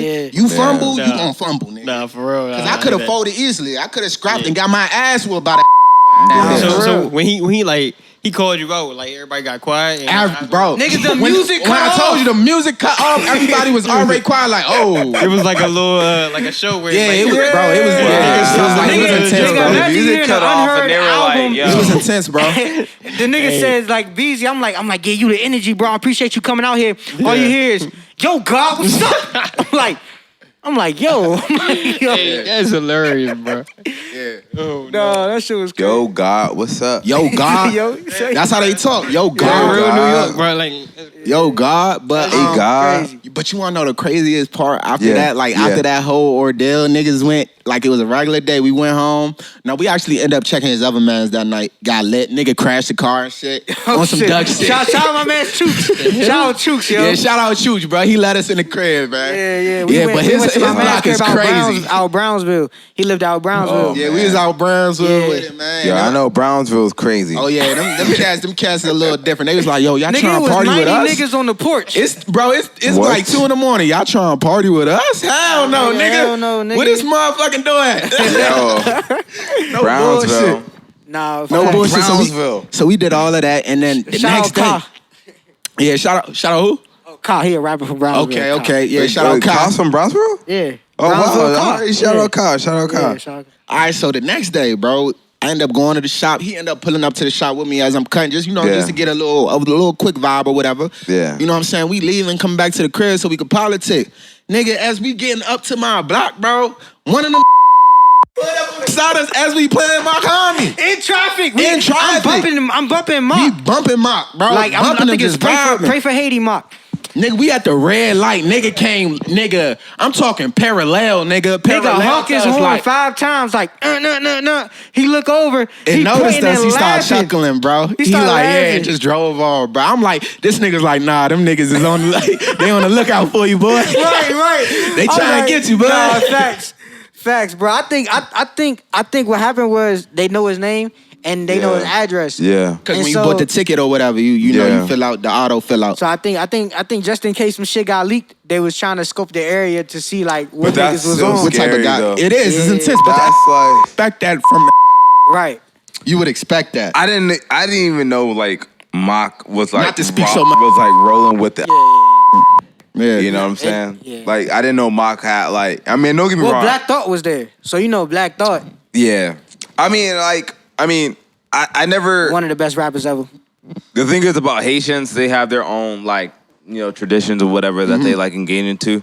But like the and et cetera, you know, I never thought like they like were like all together in a way. You know what I'm saying? Yeah. So like hearing this story, it makes me like believe that like there's a bigger conglomerate Oh, that we for don't sure. even like Yes. For really sure. like put Yes. together. Yes. You know what I'm For saying? sure. And it's just like, yo, like sometimes maybe it might take a situation that y'all did For sure. y'all to expose like who's involved and who's not involved. Mm-hmm. You know what I'm saying? So that's why I appreciate y'all doing that. Because at the end of the day, y'all were able to like expose a certain layer Yeah, that like yeah. people weren't able to see. Like nigga, them niggas was dressed. know? Some of them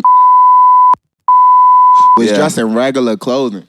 Wow. Like, it wasn't 6 suits behind me. It was probably 3 suits and 3 regular fits behind me. But them niggas was on go. Oh, for sure. They was on go, and For I ain't sure. even know. Bro had to tell me, like, nah, nigga. I was like, and bruh. then I was going through Twitter. I'm looking at niggas like, nah, I'm trying to get them. I'm trying to get like the situation to chill. Yeah, but yeah. I'm trying to keep them from touching.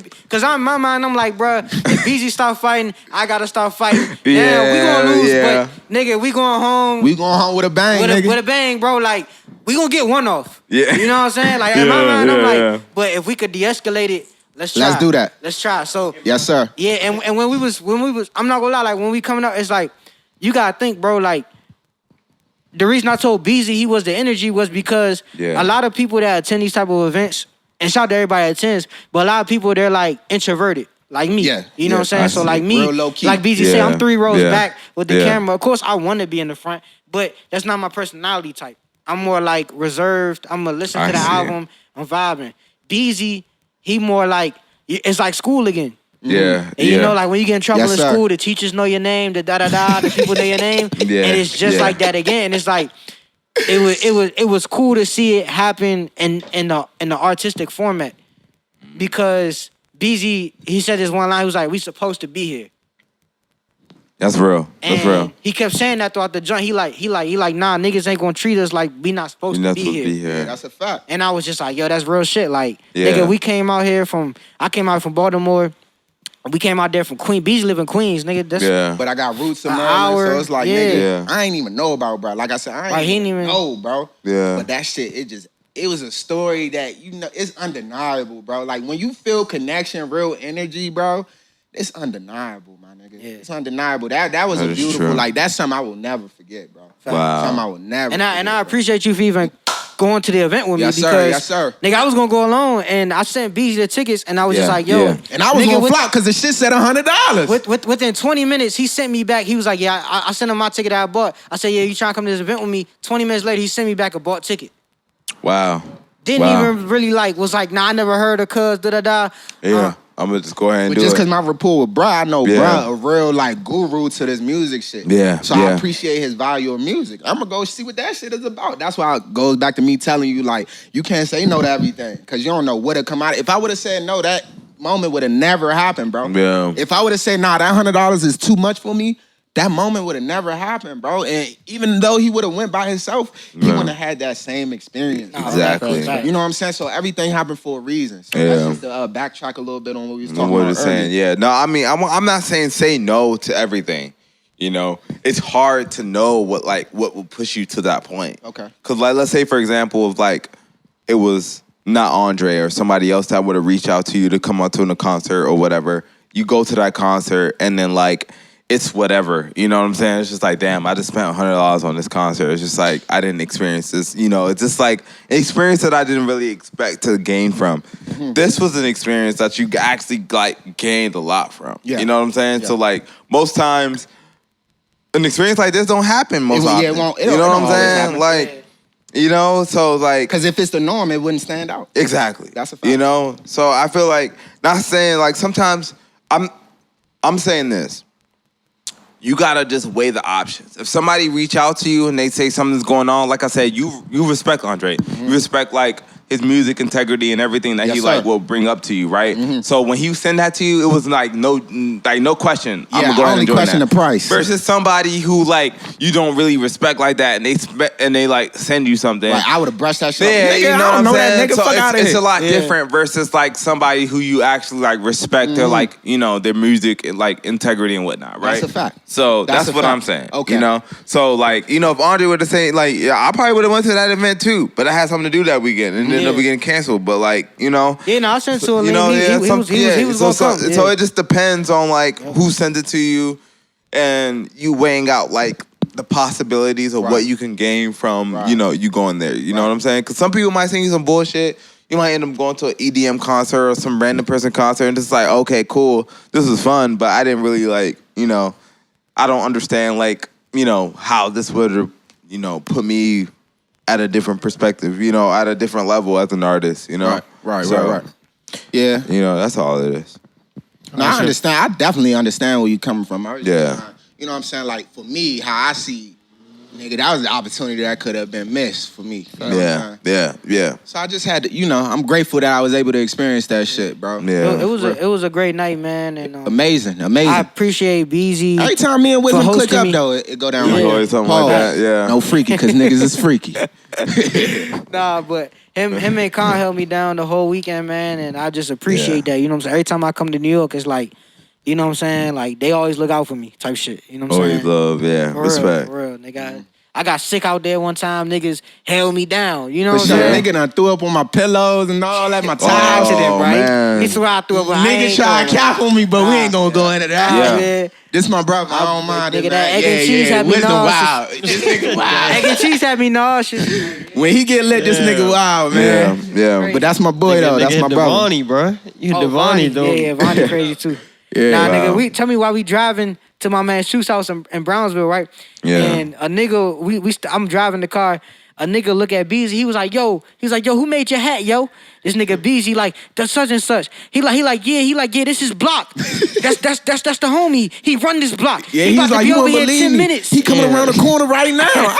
We looking at that nigga like, bro, do you really think we gonna believe you, my nigga? No, We not hopping out this ride, bro. But he was still iffy because he ain't know what we had in the ride. So it was a staring contest at the red light. Niggas like, yo, bro, you dead ass soon as the green light go, we jet out. Yeah. You can hear the nigga like, nah, dead ass, he over there. Like, nigga over here screaming and shit, bro. It was a movie that night. Yo, bro. The Third dude that world made your country. hat. The dude that made your hat. I think it was bullshit. He was just trying to lie, bro. niggas. He was trying to He was rob trying to a lie, nigga or some niggas. shit. Probably. Wait, so he was lying? Line niggas, like basically set niggas up. Like get out this car, I'ma whoop your ass and take your hat. yeah. Type shit. Even though when it went down like that, but still, like, that's it. Wait. So, wait. Hold on. So, New York is crazy, bro. Wait. That's not even the craziest part of the night, but yeah. So he thought, first he seen the hat. And he was like, oh, kill. Like, I know probably maybe somebody who, like, made that hat, whatever. Right.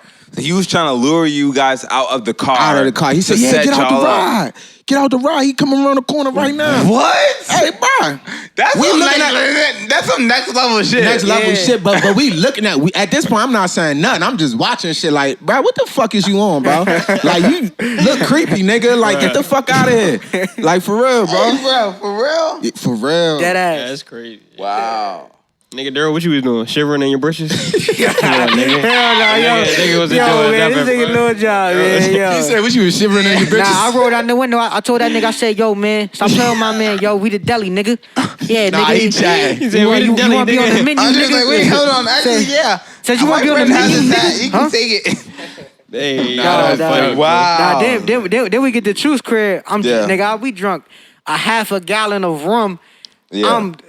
I'm parking in Brownsville. Keep in mind, 90 niggas on the stoop. Yeah. I pull up, nigga. You want to tell it? Nah, go ahead. Oh, yeah, so I pull up. Wreck the whip, nigga. Wreck the whip. Wait, I wreck the see. whip and Like, what? he ain't tear it up. I'm okay. parking, and it's a car, like, I'm A parallel van? parking. And I OC hit the shell of the car, the whole block. Oh, block stuff. We like, damn. Hey, Now we bro. brought the attention. So first though, we in the hood. We in the We in the trenches, trenches. Like Brownsville, nigga, we in the trenches, bro. And this nigga putting on the light, he put the fucking spotlight on us. The whole block. The fucking spotlight. Hey, bro. I'm like, oh, shit. Like, for real, bro. You don't know how awkward it was, but I couldn't do nothing but laugh. I'm hoping it's none of their car. Yeah. 'Cause I'm like, oh, shit. Yeah. Wait, He put the spotlight on us, It's bro. nighttime? Yeah, it's like nighttime. Bro, It's it's like nighttime. 1 in the morning, bro. What's Oh, up, block light. 11 or 12 or 1, yeah. I'm talking like they Hey, this like shit, though. 10, 15 deep out there, bro. Hey, yo, that's funny. Like, yeah, so we get out the ride. I'm laughing it off and shit. That's funny as shit. We walk by him and shit. They ain't say nothing. Yeah. But nigga, we walked by exactly where we had to go. So we had to Yeah. turn around. So now they know we not from the area. Right. Now they know we not from around. So they looking at you. Keep in mind, bro. Yeah. Now they know we not from around the way. So we come back. We have to come to the stoop that they sitting and lounging on as we walking by them and shit. Yeah. As we walking by them, everybody walk. It's awkward. You feel the Awkward as awkwardness, shit, bruh. Awkward. So last nigga like, yeah, I trying to come party with us, bro. I'm like, nah, bro, we good. So we waiting on his man. I'm like, yo, yo, call your man. Yeah. Wisdom goofy ass gonna ask him, yeah, so it's a school right here, right? Like, yo, what grade is the school? Nigga, you don't ask no questions like that. I was trying to feel the energy, bro. I was trying to feel the energy. Nigga, Wisdom is a nut, bro. No, I was trying to feel the energy, bro. I was trying to make sure them niggas weren't knowing nothing, just in case we had to be on something. But he asked about the school, some like, bullshit. Yeah, Like, yo, I was just trying to think of something to say, cause like, nigga, it's 30, nigga, it's at least 5 minutes. 5 minutes is long when it's a bunch of hood niggas outside on the stoop. You don't know, you just waiting next to them. You walk past like, yo, excuse me, y'all, we just trying. Yeah, we trying to get by. Right here, yeah. I'm like, yo, Chooks, like, where Chooks at, man? Like, what's going? So he let us in and shit. Good vibes, you know what I mean? Yeah, let us in. As he let us in, at this point, I'm not drinking because I'm worried about the walk down. Yeah. I know they gonna be on this block when we come back down, nigga. So exactly. we go upstairs, we politic, and they getting lit, nigga. But I'm on tilt, bro. So we go back You downstairs. 10 toes. You 10 toes. I'm just being mindful, bro. Yeah. You know what I'm saying? So we get back downstairs and shit. As we get back downstairs, what happened? Oh, nah. As we get downstairs, bro, as soon as we open the door, the nigga Wisdom, bro, with a bottle in his hand, he like this, walking past the nigga, hey, yo, y'all have a good evening, bro. But he type yelled at them niggas. I'm like, yo, bro, certain niggas ain't having that, bro. Certain niggas ain't having that. He like, nah, bro, but I already knew it was good. He like, yo, with the bottle in his hand, pointing at these niggas. Pointing at him like, yeah, y'all have a good night, bro. Nah, bro, the whole time. Nah, cause look, the whole time we in there, we like niggas just trying to make sure like when we leave, we good type shit. Cause like the whole time we in there, we drinking and shit, we smoking it. BEEZY asking Chooks, he like, yeah. So when we leave, we good. Chooks like, yeah, y'all should be good. Woo woo. So BEEZY like he's sober, like he not sober, but he's sobering up. Yeah, I'm still, I'm still turning. I'm in my bag. I'm like, nigga, I'm out of time. Nigga, you know what I'm saying? Yeah. So when we leave, I'm like, I'm trying to feel the vibes. You know what I'm saying? I'm trying to make sure, like, so I'm like, y'all, I see y'all. You know what I'm saying? Y'all good. Y'all be good type shit. Yeah. You know what I'm saying? But when you drunk, it probably ain't. You know what I'm saying? Came out the wrong way. Out of body moment right there. Yeah, type shit. But no, I felt like, you know what I'm saying? Like when. I mean, of course, we in somebody's hood. We probably won't lose, but nigga, you know what I'm saying? Once again, bro, we already was turned because of the MACH shit. Yeah. So this was right after the MACH. It's the same night. Oh, I see. So the same night. This is just a night to remember type shit. Yeah. Oh my gosh, I had a crazy ass thing. That's a good story though, right there. Like, yeah. Setting the tone, bro. Oh my It was god. monumental, man. Let's talk about this Gunna and Thug situation. Yeah, nah, cause you definitely feel some type of way about the Yeah, Gunna. I feel some type of way about the whole Gunna thing. Let me preface it though. I listened to a little bit of Thug. I haven't listened to anything like any Gunna's, album yet. But I would listen to Gunna's album, period. I just haven't had the time to like listen to it yet. But BEEZY has a different perspective on it though. Like you just like, you exiling Gunna for whatever reason. So explain that. Like I said, like I was talking about earlier, like it's more than just making the music to me, bro. You gotta be a personable person. I gotta enjoy you as a person, bro. Like pause no freaky shit. Like you gotta be somebody like, yo, I could see myself hanging with this nigga, macking out with fool, bro. Yeah. So a nigga like Gunna, he make good music and shit, but it's a million people out in this world that make good music. He make good music, but for you to cross niggas that only wanted the best for you, bro, that give you they last, bro. Yep. Just so you could have an easy way out, it's fucking corny to me, bro. And I couldn't even listen to your music wholesomely, be like, yeah, vibing. Cause nigga, it ain't that, bro. It's bullshit. Like, I see through it now. Like, once I could call bullshit, bro, I'm over that shit, bro. But how you know he, like, crossed him? Like, how you know Thug didn't tell him to do what you gotta do to get out? So because Thug, I'm pretty sure Thug would have made that clear. So, even if it's not the case, I gotta hear that from Thug first. You know what I'm saying? Then I pay the proper due respect. So you gonna wait that long, even if it's like however long it take? Cause nobody gonna tell you to snitch on him, bro. Yeah, bro. That doesn't even make sense. No, I mean, but he part of like the whole label, so he can prolong like the label and keep it at the top or whatever. While Thug in jail, bro. No, he can't. I think they chopped him. He off that shit. He not YSL. Nah, he still on YSL. He still so that album dropped under YSL. But they're they froze Young Thug accounts. Right. So the money he has coming in from the Gunna album could help him fight. Yeah. So trial, which is why they still promoting him. Yeah. Who is still promoting him? Why Nigga, is Thugger promoting only Gunna? had the album in the bio, bro. He ain't really promote that shit, bro. That's what I'm saying. But he's profiting from Bro, Gunna's he could album. be trolling, bro. Nigga could be trolling. No, I don't think. Or he could be like, man, this getting me money to help me, nigga. exactly. Fuck what he really doing, nigga. Ratted on me, but give me my money, nigga. You gotta hear the album though. He really Fuck that album. Nah, I listened to the album. He Fuck know, that album, Lil Jon. He know he told. He know he Like know he nigga told. told, He bruh. talks about it on the album. He said, Like, he said, just don't let morally, him, just he said, morally, don't I let him couldn't- tell you that I told. He didn't tell what you. He's saying lyrics that. insinuate that he's talking about it in the album? When he has bars, he has whole songs where he's talking about how he's taking drugs to deal with he waking up crying. All of this to me says Nigga wants you to feel sympathy for him being pussy. all of the but I will say as an artist, I resonate with it because it's the most vulnerable we've ever heard Gunna. But I would say and this is the conflict.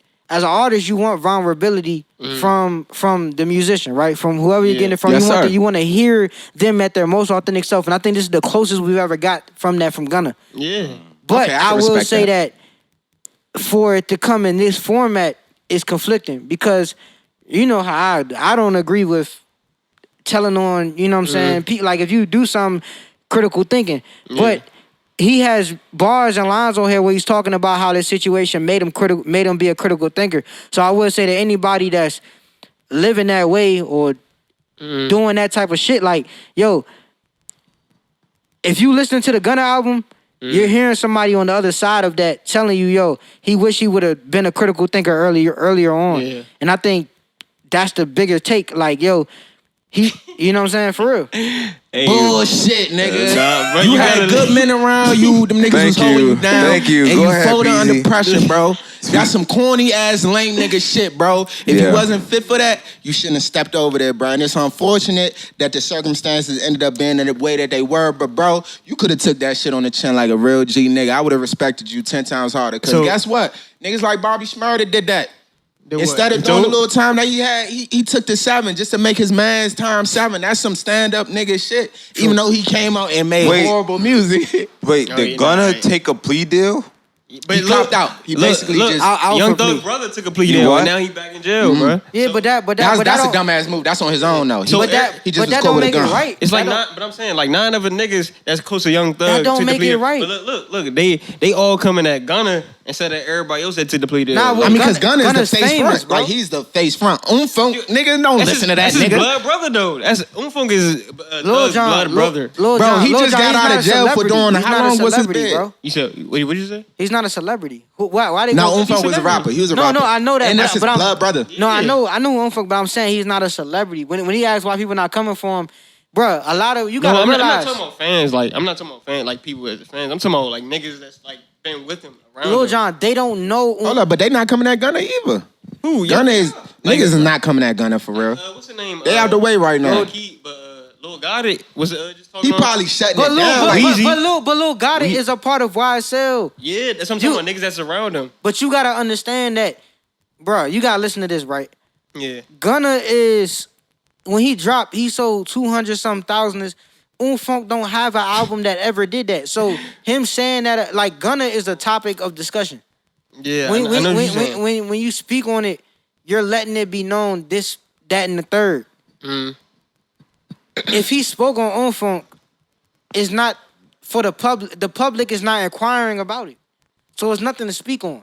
What you mean, bro? He's speaking on Gunna because it's a public conversation. You gonna speak on all of them? No, you're not. Young Thug album has all the niggas that took the plea deal on the cover of the joint, bro.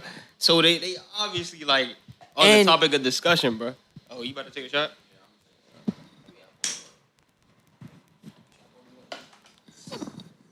I personally just feel like, I mean, we don't know. So like if Young Thug come out, I mean when he come out, whatever, and he like tell the story or whatever, and it tells that Gunna wasn't a snitch. Yeah. So what you gonna say? Hey, I'll go back and listen to the album, but until then, bro, I need to see. It's too much controversy behind it for me to still respect him as a person, bro. Like I can't listen to your music and the shit that you talk about when this is overlaying all of that shit, bro. It's just kind of whack for me. So as good as the music is, bro, it's 100 other niggas I could listen to, bro. And y'all know it as well, bro. We got local artists. You got niggas that's underground, bro. You got everything you need. You got your homies, bro. You ain't gotta listen to Gunna, bro. You choosing to. So you still listen to R. Kelly? Fuck yeah. Yes. When the time is right. Yo! I ain't gonna lie, they play that shit in my shop. That's a whole different conversation. Let me be real with y'all. I'm gonna we clean here this now, up. yo. No, we here now. We I'm here gonna now. be real with y'all though. Cause it's a lean favorite artist, so he you know what I mean. I don't No play way, like he's no. not in my playlist. But if I hear an R. Kelly song, bro, that shit is undeniable, R. bro. Kelly So you is my can separate favorite the music artist. from the Hey, person. bro. But nigga, a lot of that shit, I feel like a lot of them parents was allowing that shit, bro. If you want to really step on it, But that don't make it right though. They don't make it right. Like your parents allowed that. That don't make it right. That don't make it It's right. not like he yanked these girls up. Your parents said, okay, go to R. Kelly house. All right, so if you R. Kelly and you that age and them little girls, you gonna be like, no. He had a preference. Nobody said his preference is right. But when the parents gave that okay, bro, it wasn't like on some, it was statutory, but it ain't the hard R. You know what I'm saying? It ain't the hard joint. You know what I'm saying? Nah, bro. They're underage women, bro. But the parents gave the okay It about doesn't matter. Listen. The parents gave that okay, bro. The parents were wrong. Listen. For you sure. Can't, you can't give consent to a 13, 14-year-old. So you asked the parents. No, but when the parents, The legal guardian. The legal guardian can't give consent to a 13. Yes, they can, bro. BEEZY, that's wrong. That's 100% factual. But is it right or wrong? If you're not We're able to arguing right or consent, wrong. you need a legal guardian to But we're consent for you. arguing right or wrong, right? Huh? We're arguing right or wrong. Who arguing? I'm saying my position is that I don't care if they granted their daughter to have sex with a 30-year-old man. It was wrong for them to grant that. It was wrong for them to grant that, but that also, it's not solely on him, bro. That's what I'm saying. No. This is solely on Gunna. Gunna, bitch ass. He had a choice. This is solely you, bro. It was multiple factors that played a part for him to be able to do it for so long, bro. Like, come on, bro. What he did was not right. Granted, but your parents said okay, bro. So in some regard, yeah, bro. Yeah, bro. It wasn't on some nigga, I know you underage. Fuck what your parents talking about. Come fuck with me. No, bro. He got that consent to come over to my house. But it can't. I thought Aaliyah's parents wasn't in consent. If they wasn't in consent, why did they allow her to sign with him? Why Nigga, was they under his watch? Aaliyah was Aaliyah. What? What I'm saying is that once enough people get around you, your parents don't have as much control as they normally would. So I thought that Aaliyah's parents. Bullshit. No, for real. It was because remember when the album came out. When I hear this is not my era. But Right. when I heard like the album came out, you could see R. Kelly in the background of the album. Mm-hmm. Now they were saying that like there was people that was against it but I just think that a lot of people didn't speak out and didn't help, and those people are complicit. But I don't think that excuses R. Kelly's behavior. I mean, you know what I'm saying? I'm not trying to excuse wrong it. is wrong. Like if somebody's parents is okay with you molesting their children, that don't make it okay for you to molest their children. I'm not saying it's okay for You know what what he I'm saying? did, but it's not solely on him. That's a vital thing. It's not just him, bro. It's not. Gunna had a choice for his personal belief, and he chose to go against the grain. Wait. And that's something I can't respect. I want to say this, right? Who's to say that, like, Gunna didn't talk to Thug or whatever? I'm not sure, like, in this, like, situation. You don't know that. You know what I'm saying? So, like, if Gunna was to have, or Thug was to have his brother snitch on him the way that he did, like, why are we putting so much pressure on Gunna? Because like he said, Gunna is the face. Like, he's the most famous out of all of But them. still, though, I mean, even if he is the face, if we have other people doing it, then it's like, we kind of have to, like, let him Gunna- go. Gunna folk is not dropping albums for me to Gunna even did listen it- to, because I would surely not listen Gunna to did those. it first. For sure. Gunna did it first, and so because, and this is Nah, my, that's not who did it first. and this is my own theory too. I think that with Gunna's plea deal, he took an alpha plea, which means that like whatever he agreed to can't be used against Young Thug in court.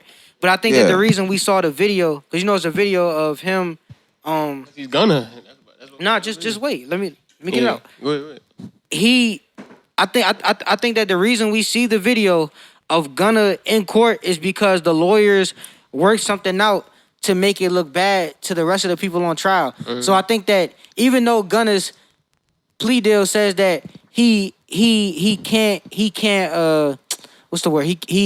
They can't use it against Young Thug. It's not usable, whatever that word is. Yeah. It's not usable. I think that they took the video and put it out so that the people on the case would be like, well, nah, this nigga just copped out, and they start offering them these crazy ass plea deals, which is basically like, yo, if you come home, you're on probation for the next 25 years. That means you can't make a mistake for 25 years, or we gonna come back and sentence you between 5 and 19 years. They just gave his brother like what, 19 or something, or 9 years or something crazy. Yeah, He came back. Nah, but he was on parole already. But that's what I'm saying though. They gave him a plea deal and said, if you mess up, we can give you between this, that, and the third. Oh, for sure. And they gave him the max. So they did that for everybody on those plea deals. So what I'm saying is they use Gunna like a pawn. And if you listen to the album, he's acknowledging that. Yeah, he said. So what I'm saying is when people are saying that he snitched, it's not that he went in there and said, "Hey, Young Thug did da. He didn't do a 6ix9ine. He ain't just verbally. But That's what he got tricked. Nigga ain't no getting tricked, that's what bro. I'm saying, bro. It's either keeping your mouth shut or spilling exactly, beans, bro. It's like, and my thing if is, he got tricked, he told. Yeah. There's no other way around it. I mean, like, you gotta. Like, So he probably meant well. You said it's not he solely. probably meant well. That means it's not solely on him though, because he got tricked. He said what I'm paying. It is these on lawyers- him. for the It okey-doke. is on him, bro. He said, They- what I'm paying these lawyers all these millions for if I had to go through these like railroads or whatever. Because you and that's why that go back to my earlier point about being a critical thinker. Yeah. Gunna should have never even been in that situation in the first place. Why? Because if you can't critically think and know what's going on in these situations, you shouldn't be in them. Nah, bro. It's Bro, different. No. you Gunna, shouldn't- no. All right, bro. Go ahead. If What- Thug, you know, what Thug was saying about Lil Baby, you know that whole like famous video about like Thug saying like, you know, Lil Baby don't have to be in the streets. He'll go ahead and Right. support his like lifestyle, whatever, right? So I don't know Gunna's like upbringing or whatever, but if Thug seen Gunna in the way that he's seen Lil Baby, right? Gunna is missing that like street fundamentals that Thug experienced. You know what I'm saying? So like, if you see somebody right now in the streets of Baltimore, you see the potential in them, right? You know that the point that they are in life, right? And you take them before they can even experience like death, betrayal, any of these like experiences that really like build up character, right? Then at a certain point, you can't really blame them for doing certain things because you had them skip steps, right? You know what I'm saying? So that's how I think about it. No, and I hear what you're saying. Yeah. And in that world, it could make sense. But when we talk about character and we talk about manhood and what we should teach to people and critically thinking, but they're not teaching these people. You shouldn't. If somebody on the corner sees you broke and struggling and they offer you a key of coke and say yo, you go sell this woo woo, and it's up to you to know what comes with that. Right. Stop. I don't agree with that. Stop. I agree, but I don't agree. It's the same shit with rap. You could be any type of you can make money any type of way. You don't have to sell drugs. You could rap any type of way. You don't have to be a street rapper to be successful. That's cap. Killer Mike is a perfect example. Andre 3000 is a perfect example. I don't agree. Stop. These are people from Atlanta. JID, Earth Gang. These are perfect examples of people. I'm just naming people that's of our era that make rap music that are on today that didn't take a street route. So what I'm saying is if you and there's many more that come from Atlanta. Fiasco. But I'm specifically Atlanta, Earth Gang, JID. Yeah.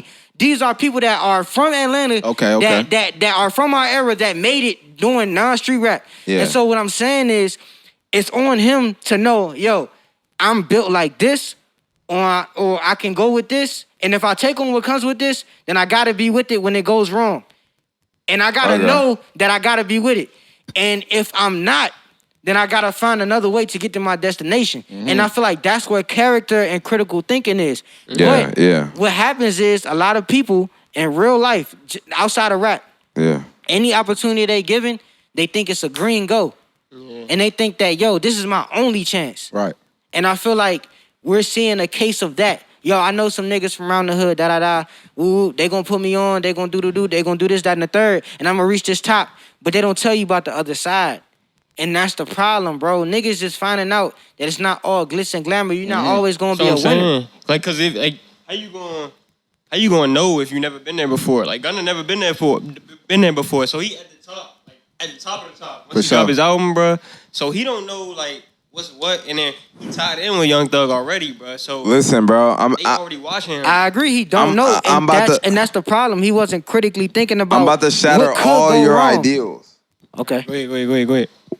If he were to search up right now, where is Gunna's album right now ranked on the top 100, 150 on Billboard, Spotify, etc.? It'll for sure be top 50. Top 50 or top 10? Top 20. Might even be top 5 or top 10, right? Yeah. But that's something that I can't respect, bro. Well, I mean, I get that. And I'm not even trying to shit on anybody on words. I agree with everything y'all saying.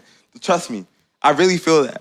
The industry but the result is showing something different. Aleem, for sure. Because first off, niggas is on. I'm not missing niggas it. is on. Trust me, I'm not already, missing it. I'm not missing it. None of this shit. None. Can I say Go something? ahead. It's not just the music. Niggas is into it now because of the whole ordeal. Now niggas is tapping in, tuning in because, oh shit, hey bro, let's hear what this nigga gotta say. And on top of that, it's still good music. You can't get that wrong. But entertainment. it's a lot of controversy going on. Well, that's the problem though. But I want Andre None to go of ahead this and shit explain is sustainable. I want everybody to hear this on the podcast. Entertainment, bro. Just stop. None of this shit is sustainable.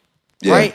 Yeah. Mansa Musa, we talked about this. Mansa Musa was the richest man on planet Earth, right? Mm-hmm. His descendants, because of the shit that his descendants are not the richest. Yeah. So what I'm saying is that wealth is dependent on a lot more than the now. You understand what I'm saying? It depends on the economy. It depends on war. It depends on a lot of shit. So Gunna being successful now and living out this shit does not mean that that's going to be his legacy. Yes, sir. The money, people don't talk about that when they talk about your legacy. They talk about your character because that's the only thing that matters. Just wait, just hear me out. Yeah. Hear me out. So not for real. So when people talk about Hitler, right? At one point, this is character. Exactly. At one point, Hitler had millions of people on his side. As many people as he killed, and he was wrong and he's evil now to us and all of this shit. At one point, people loved Hitler. Hear me out. He lost the war. Continue. And now when you say Hitler, your mind automatically goes to evil. Why? It's a reason for that. And the reason for that is because history is told by the victors.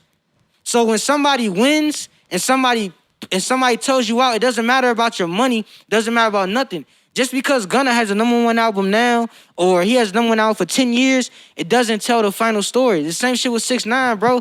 If 6ix9ine... 6ix9ine and Gunna have two different stories, though. Just hear me out. I'm just pointing an example. When 6ix9ine came home and he dropped the album, he went when he dropped the song, he went Instagram Live. He's the first Instagram Live person with 1 million views. That shit went #1. They had first person ever with 1 million views on live. And now you look at 6ix9ine, he just dropped the album in Spanish. And that shit flopped. And it flopped. Hit to those numbers. Exactly. Yeah. So my point is this, right? History repeats itself over and over again. And those that think that money in the now justify the actions of the unjust people, those people are misguided. It's not about what car you're driving or how many things about. It's about what you stood for, bro. And that's the shit that really matters. Nobody cares about how much money Martin Luther King had or how much money Malcolm X had, how much money Marcus Garvey had. Yeah. Nobody talks about that. It's the message that they brought. But that's what I'm It's the pointing character, on. bro. That's what I'm pointing on, though. Character nowadays is like shifting to where we're thinking it is at this point. So somebody like Gunna, who's doing what they're doing and like expanding on like what they're doing, nobody gives a fuck anymore. Like I'm saying that there's a lot of people who are seeing people like a Gunna or a 6ix9ine. I'll say more so Gunna because 6ix9ine is not in the conversation, but someone like Gunna. If Gunna is still able to maintain this prestige or like this type of like acclaim, right? What is going on in the culture to make people still feel like we should give Gunna his flowers? You are still holding on to your ground and your morals, but there's a lot of people that like aren't. Because creatively, he's a genius, bro. Well, you can't and deny that's that. the problem, though. You can't deny like, that. You know, there's a lot of people that are like letting go of all that shit, and Just they're 'cause it's letting that creative go. balance, yeah. And I'm not disagreeing with you. I understand that, like, you know, there's people before this time that like have done things and etc. that like, you know, morally would be like inclined to what we're thinking. But nowadays, it's like a lot of people are losing that moral compass. So even though we believe what we believe, Gunna's music, even if it's on Billboard or whatnot, people are gonna eventually forget that what happened sure. with YSL. Well, Aleem, sure. there's another thing I want to say. A lot of people that consume music are not critical thinkers when it comes to music. Just hear me out. Hear me but out. but that's what I'm saying. Hear me out. Yeah. The world. Okay, so what does it say? Damn, it's a lot. Okay, it's a lot of people in the world. I forget the thing, but there's a lot of people in the world who don't critically think, and the people that do are outnumbered. You understand what I'm saying? Yeah. So the people that don't critically think, they're gonna look like the peanut gallery. You ever heard the peanut gallery and shit? Yeah. So it's gonna look more cool to follow them because you're gonna feel like this is okay because we're outnumbered. But that's the story of history, bro. You got to remember in every book and everything you follow, right? Like nigga, they, you know what I'm saying? You gonna go to the Bible, they killed Jesus. You know what I'm saying?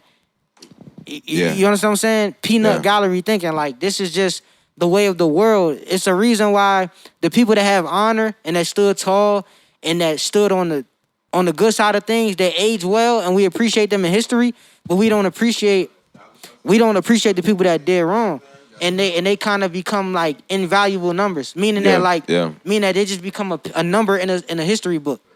But it's a reason why certain people are outliers.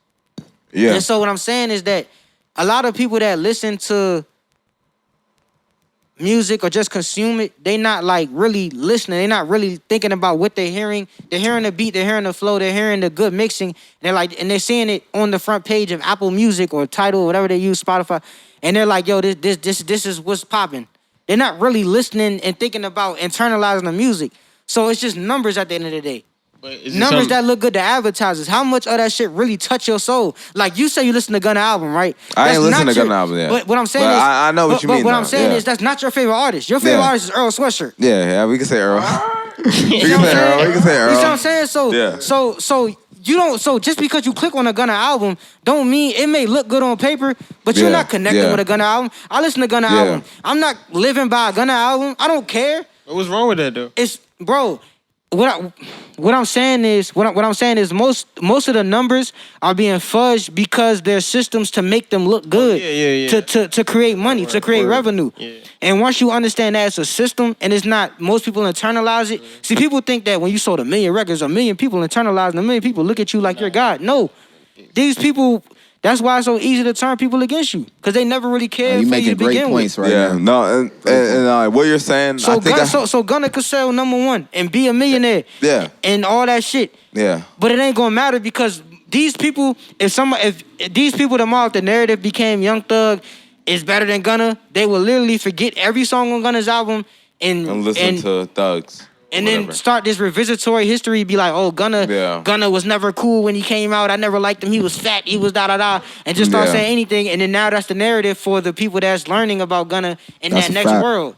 And that's how we look at shit. You see how fat... No, I mean, that's a different conversation, in my opinion. You know what I'm saying? I think that, like, a lot of people that are operating in that sense, I mean, that's, you know, everybody that's, like, you know, the people that we know or the average A person that's like seeing music and then they're like digesting it in that sense or whatever, right? But I feel like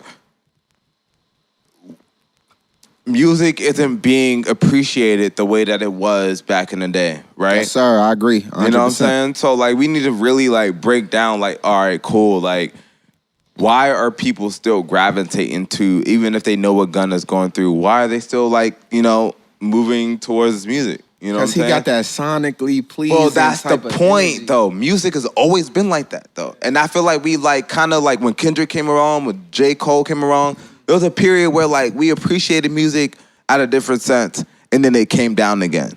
You know what I'm saying? Like now it's like people like Uzi or CARTI or whatever. It doesn't matter what they say, it's how it sounds.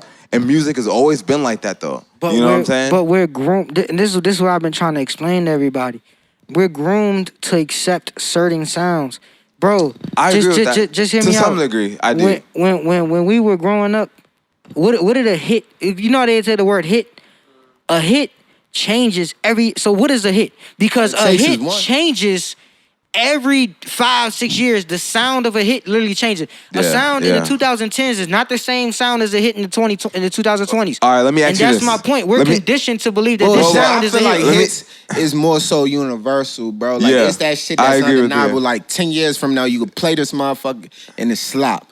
Like, granted, these days we still got people that's creating these hits on the Gunna tip. Where it's not so much where it could be the controversy that came behind it that created that hit. 10 years, the line's still blurred. Let me advance you 40, right? And I explain it like this, right? At one point, when jazz was considered taboo, Miles Davis was dropping hits. You know what I'm saying? You know what I'm saying? So, I feel you. So the music still aged good, but what I'm saying is the word hit is dependent upon money.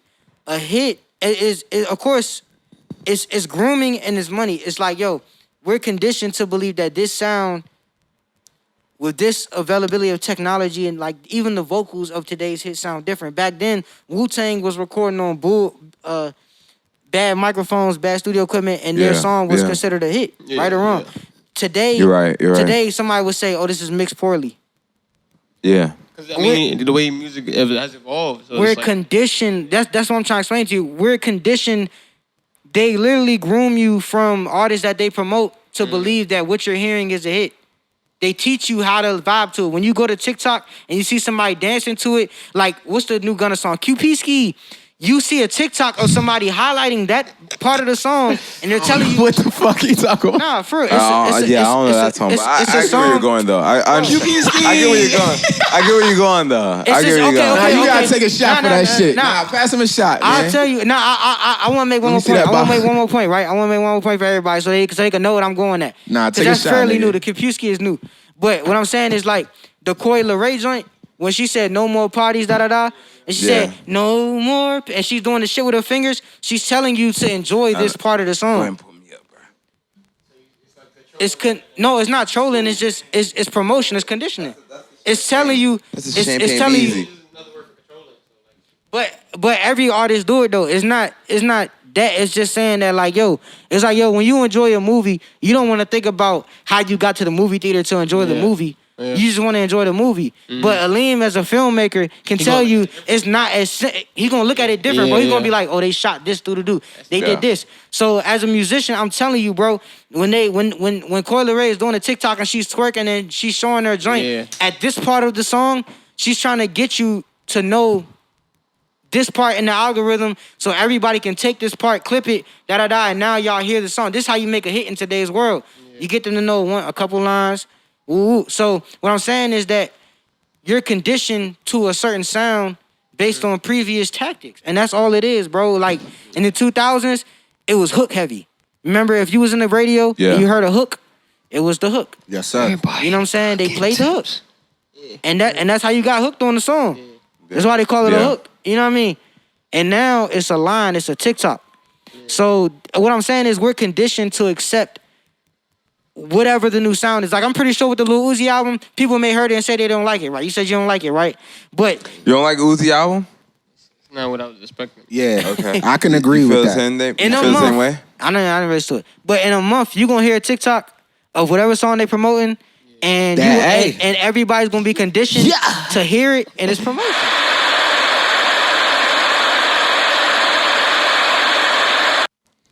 We've been serious too long. Yeah? You feel like it's like... Just bring the art of just making good music back. Like, niggas thinking too hard. Just be free, man. Sometimes you gotta be gung-ho. Yeah. You just gotta spray and pray. Yeah. Sometimes, for sure. And it's necessary. I mean, I think what's really hard is like to figure out like when you gotta be strategic or you gotta be on Still that ain't side. say it right. It's all right. No, strategic. Where you gotta be strategic. Bro, what are you saying? Strategic. He got it. Nah, Strategic. I want him to say it. Strategic. Nigga is a troll.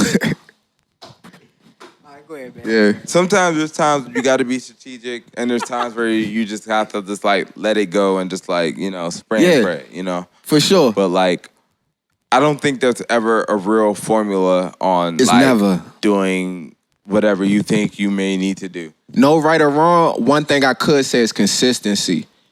If you're an artist or you gotta keep any going. creative you doing, you gotta be consistent. Like they just dropped a podcast last week. They already on the next one for this week. You know what I'm saying? Like you gotta stay consistent on top of it, whether it's, you know, shooting the videos, whether it's being in the studio. You gotta stay active in your craft, because if you fall short, you're gonna miss a lot of steps. What inspires you these days? It's kind of hard to say, bro. Truth be told, recently I've had one of the longest writer's blocks I've had in my life, bro. Like my writer's block stretched for like 6 months, bro. Right now, music is not so much inspirational. My shit is more so lifestyle. It's like the shit that I do in the everyday, like me going to Houston for that weekend for me and my brother's birthday. Like I see different stuff, so that amuses me. It creates a balance. Like, oh, all right, bet I hear the music they listen to. You know, going to Aruba, hearing the music they listen to, and you know how I can crossfade a lot of it. So, truth be told, my inspiration varies. It varies from a lot. It could be a person, it could be a smell, it could be anything right now, bro. It's not so much how it used to be. It always used to be music. Yeah. So I can't even pinpoint my inspiration these days. I still get it though. So what's next? What would you say to the people that like, you know, whatever, you know, you're thinking about, like, you know, what should we expect?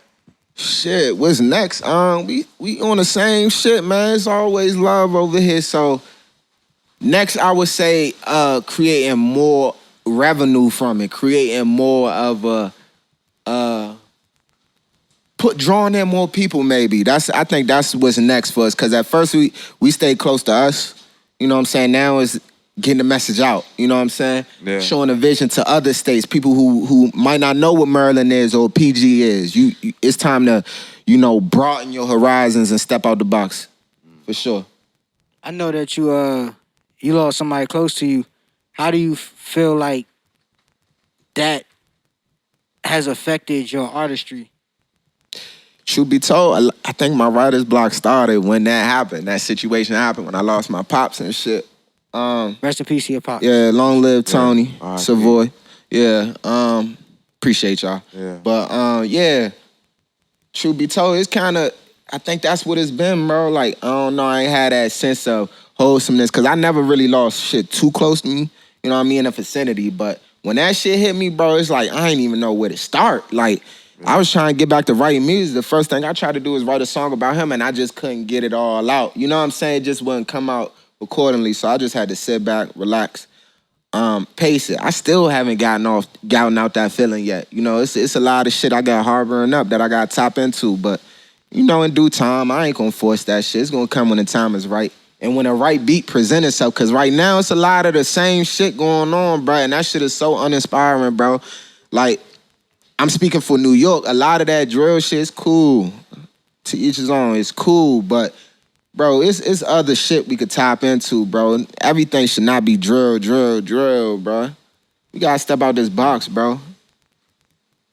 What would you say has been resonating with you, like during your hardest times, like because if it's not drill, what do you go to if you're not writing it? You still gotta, I guess, get it from somewhere, right? Right. Hear it.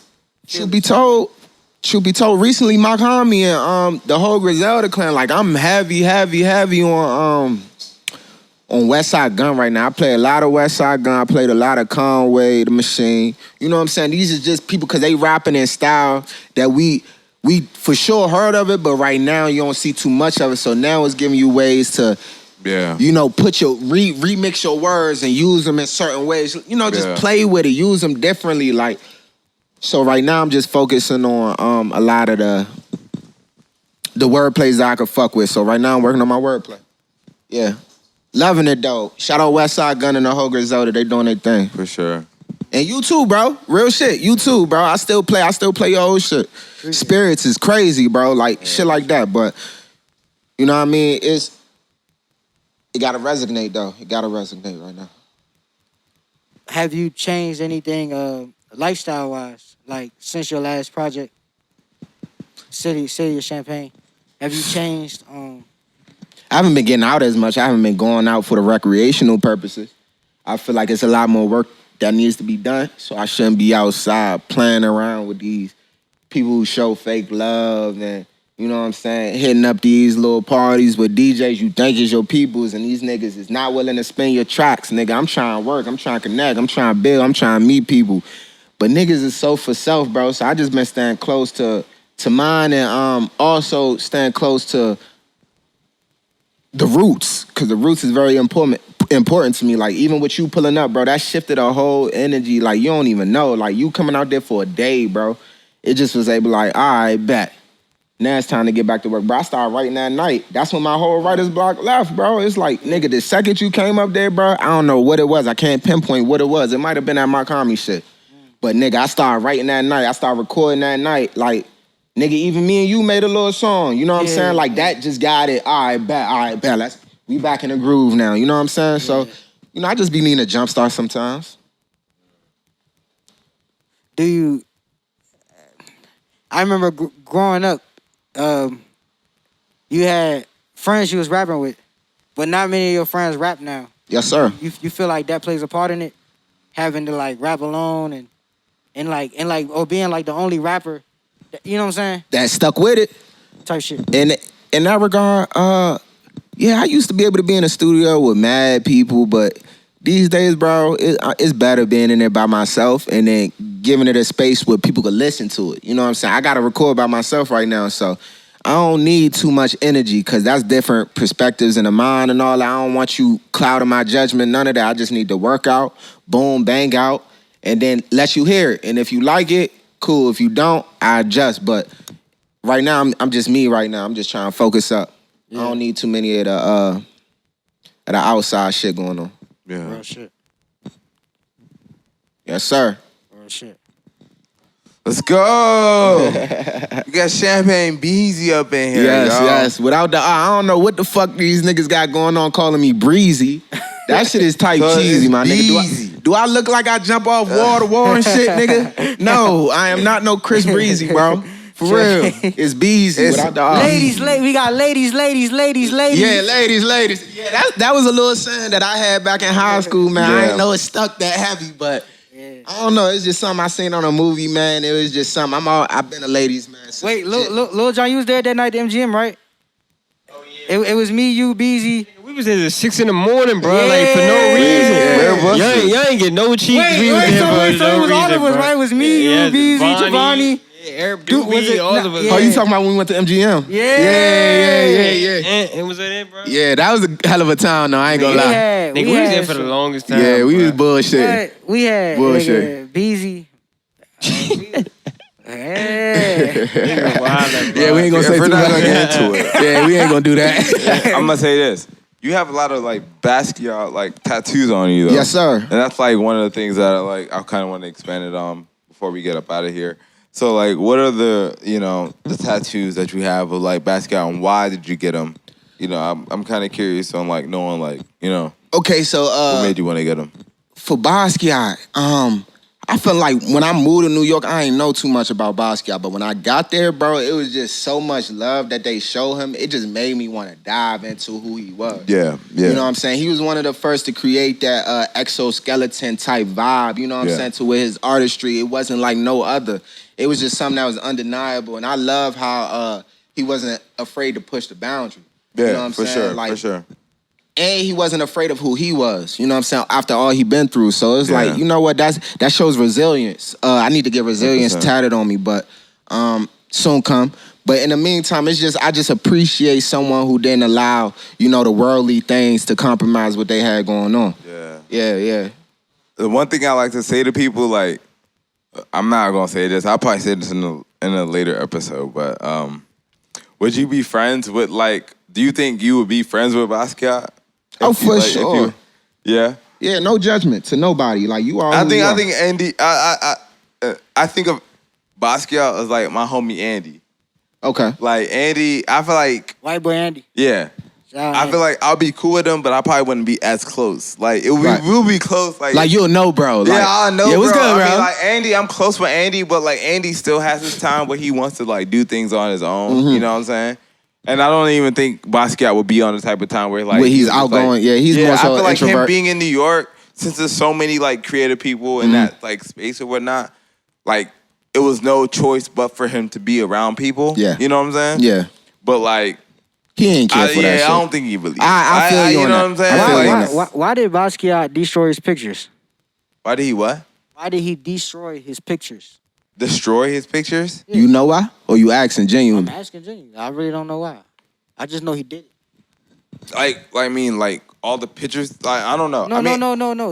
He literally went through a phase. Where he had destroyed all the artwork that he destroyed had. all the artwork. Yeah, he destroyed it all. Yeah, I mean- so it's like at this Maybe point it because would his probably message be was billions of misinterpreted? dollars. It could be, but it would have been billions of dollars worth of content like now. nah. But now it's like gone. I think it was this.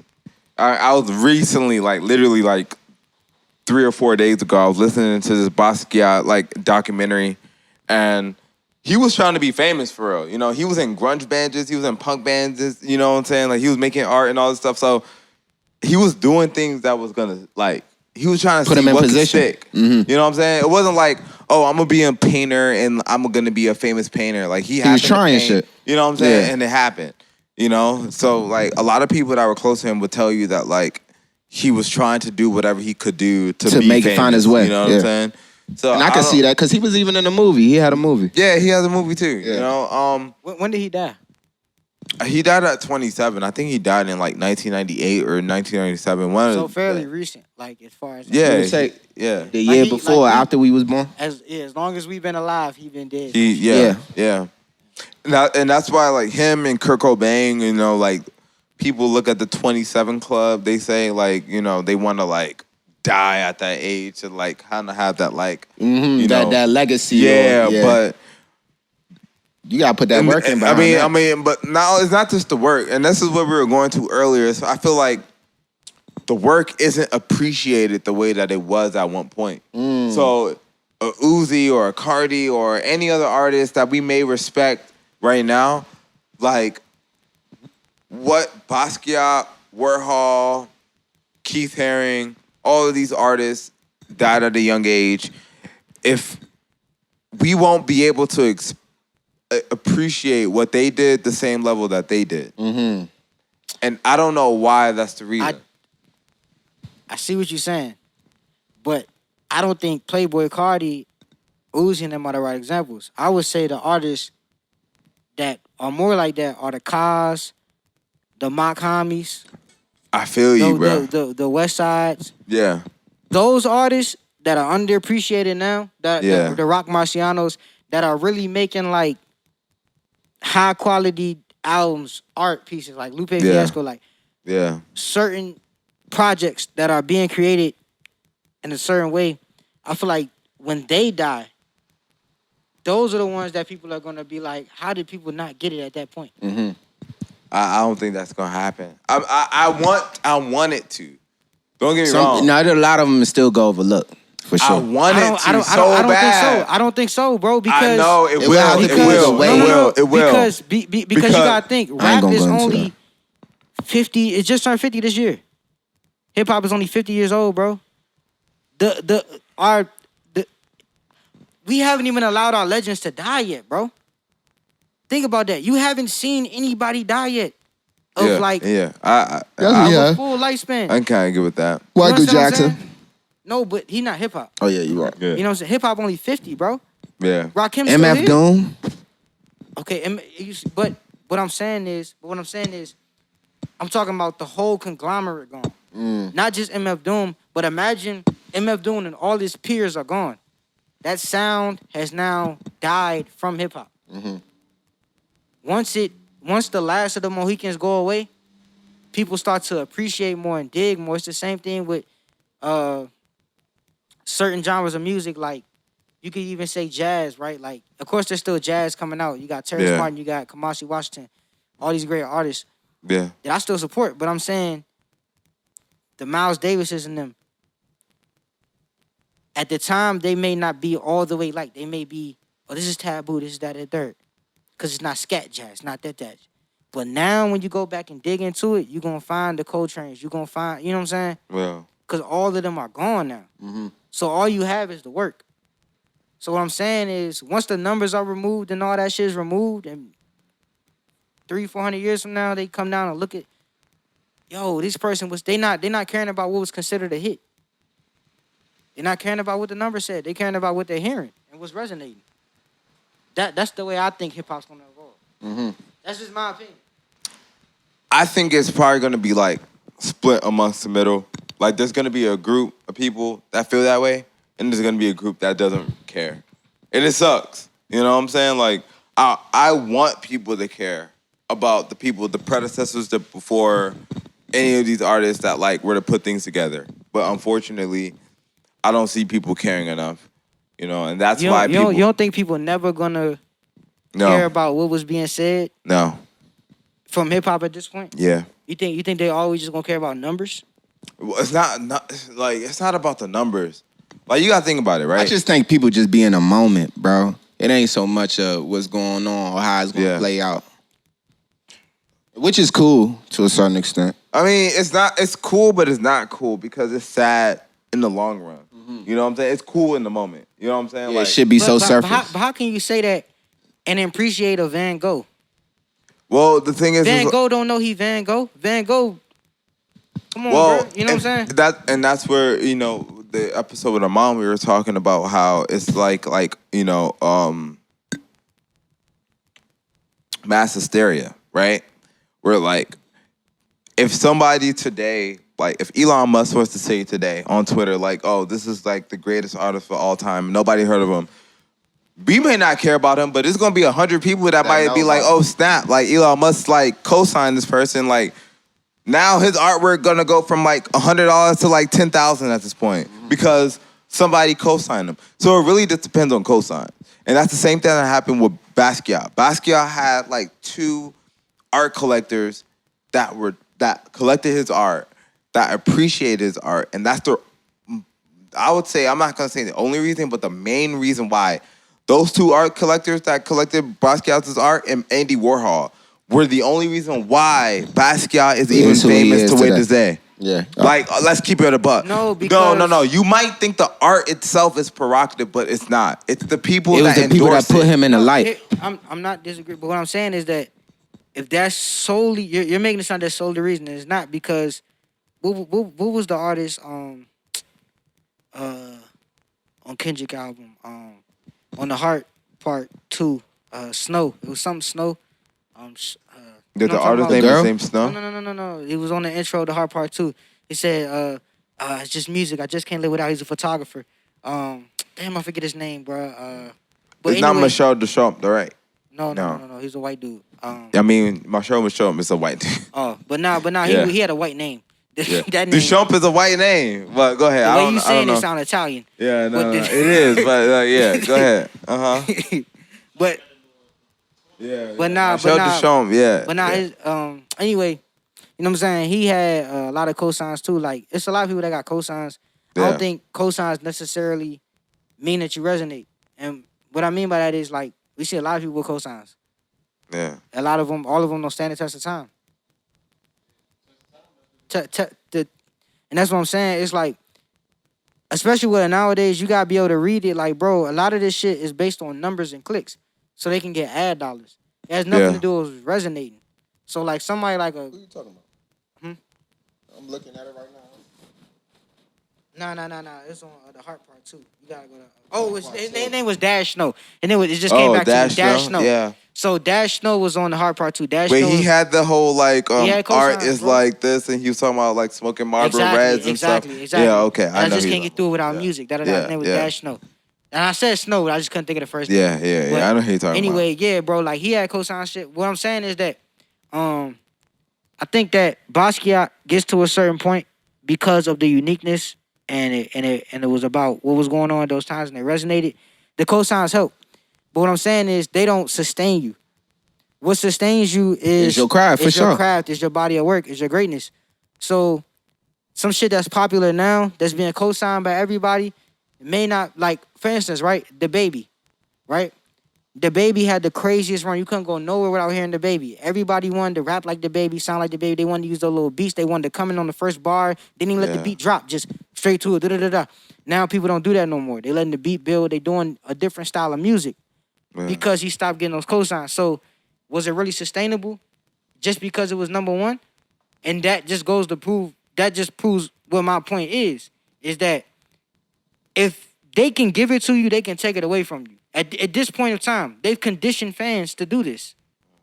So certain artists, they not going to be looked at as the same way as a DaBaby or same way as a Cardi B or anybody else who got a wave. I feel like what determines that is, you know what I'm saying, when people resonate with you, they can't take that. I see. It's the reason why Michael Jackson got crazy allegations, but they can't take it. People with BEEZY say he's listening to R. Kelly. You can't take certain shit if it resonates. You just can't. You can't just say don't listen. You can't. You know what I'm saying? Yeah. You can't just pull that off the market. I mean, I think that's like one thing that we can never like pinpoint. You know what I'm saying? Like subjective for you sure. know what I'm saying? It is definitely I mean, I think that no matter how much we tried to say like a Michael Jackson or a Basquiat or any other artist that like happened to like hit the right chord at the right time. You know, for me, honestly, I mean, I enjoy Basquiat's paintings, but like honestly, I mean, I would say some of his paintings, a good majority of them are like pretty overrated. Because I've seen people nowadays who emulate what he does and do things way better than probably what he would have done. And it's just because of like where he was at that point. And like, I don't want to discredit him because I'm sure like if he didn't do that, then they probably wouldn't have the inspiration to do that. You know what I'm saying? But at the same time, like when I look at Basquiat paintings, because I go to museums a lot and I like really appreciate art and I understand like what Basquiat did. Basquiat was the Carti of his time. Yes, sir. He changed that whole traditional perspective of how art should be. And that's the only, like, one of the top reasons of why he's still, like, appreciated to this day. Relevant, yeah, you know for what I'm sure. saying? So did Miles Davis. And that's what I'm saying, though. Like, it's like, but then at the same time, you got to see, like, when you really look at Basquiat's art, I see, not saying any 5-year-old kid can do it, but a kid who is gifted by God or gifted by a certain source could do that, and then, like, we can appreciate it what it is. You know what I'm saying? Like, I don't know. I feel like at the end of the day, when it comes to art and how people create art, it's a good amount of luck. It's a good amount of like some type of like universal push and whatever time period that you're living in. I feel like right now, the time period that we're living in, I was talking to like Marcus about this, it's really, really, really hard for any artist to really get on the map more than before because I feel like now everything is super saturated. It's for sure. Exactly. But there's a value in being first to market. What I mean by that is like, yo, like Bitcoin has a certain, it may not be the best crypto or whatever. I don't know that word. What I'm saying is it was the first to market. It's the same thing with like Montcalm, he did that with the GAT, right? Like he's the first vinyl to be pressed a certain way. Yeah. So it's first to market. So if everybody starts doing it and it becomes normal, the value of the first to market goes up for collectors. So I just feel like if Basquiat is not the best, which is opinionated, which we already know, the thing you can't take away is the originator. 100%. So it doesn't matter what we necessarily think is the best. It matters who started it. Exactly. And that will always hold value. And I just think that that's what we see with Basquiat. I think that, you know what I'm saying? Like, of course, the cosigns and appreciation of art, like, you know, it's a business at the end of the day, same way rap is. Yeah. But, yeah. All right, bet. All right, bet. Let's go ahead and round this up. Let's do like one last question. For sure, for sure. Let's see where it's gonna go. Let's see if this thing is still on. Liljohn got a date, man. I don't trust nothing he said. Yeah, I know, right? Liljohn trying you know to what get the up buns out of here. do, man. All right, It made you get out of here in a jiffy. I'm thinking of a number. Y'all go ahead and think of a number. 17. 17. All right. Because I wish I was 17 again. 97. I'm gonna go Kyle Kuzma, 33. He just signed a contract. Fuck Kyle Kuzma. 102 million. We about to get Damian Lillard. Your takes be aging bad. Remember we recorded and you said that the Kings. You said the Kings were gonna win the championship. No, I was hoping they beat the All right, Warriors. Liljohn's close to this. I landed on 26. What is it? So the question says, you meet someone at a party and absolutely know that if you talk to them, you'll make tens of millions of dollars. After 2 years, you'll go bankrupt and have to scramble back to your feet. Would you start the conversation? Assume that if you do, your knowledge of what is in store for you will vanish. So pretty much, if you meet somebody at a party and you talk to them and you know you'll make like $10,000, in 2 years, you'll go bankrupt. And then now, at this point, you got to get back on your feet. Would you have to start that conversation again? Would you do that conversation again? So if you know if you're going to get money in the next and then 2 years for you to later, still... you won't get money. You won't get money or you'll go Or bankrupt? you'll lose that money. You'll lose that money. In 2 years. Shit, I could do without that convo. I'm going to be real. You be good? I'd be good Wait, without what it. happened? Say it. You meet somebody at a party and absolutely you know that if you talk to that person, you'll Get make 10 tens of million. millions of dollars. But after 2 years, you'll go All bankrupt. What's the point of that And you convo? have to scramble on your feet. Would you start the conversation? If you know that you would lose. What if you're all in a that better money? position before taking the tens of millions than after? Yeah, you can be bankrupt, bro. Yeah, I mean, if I was in a better position, I'll do I it wouldn't out. take it.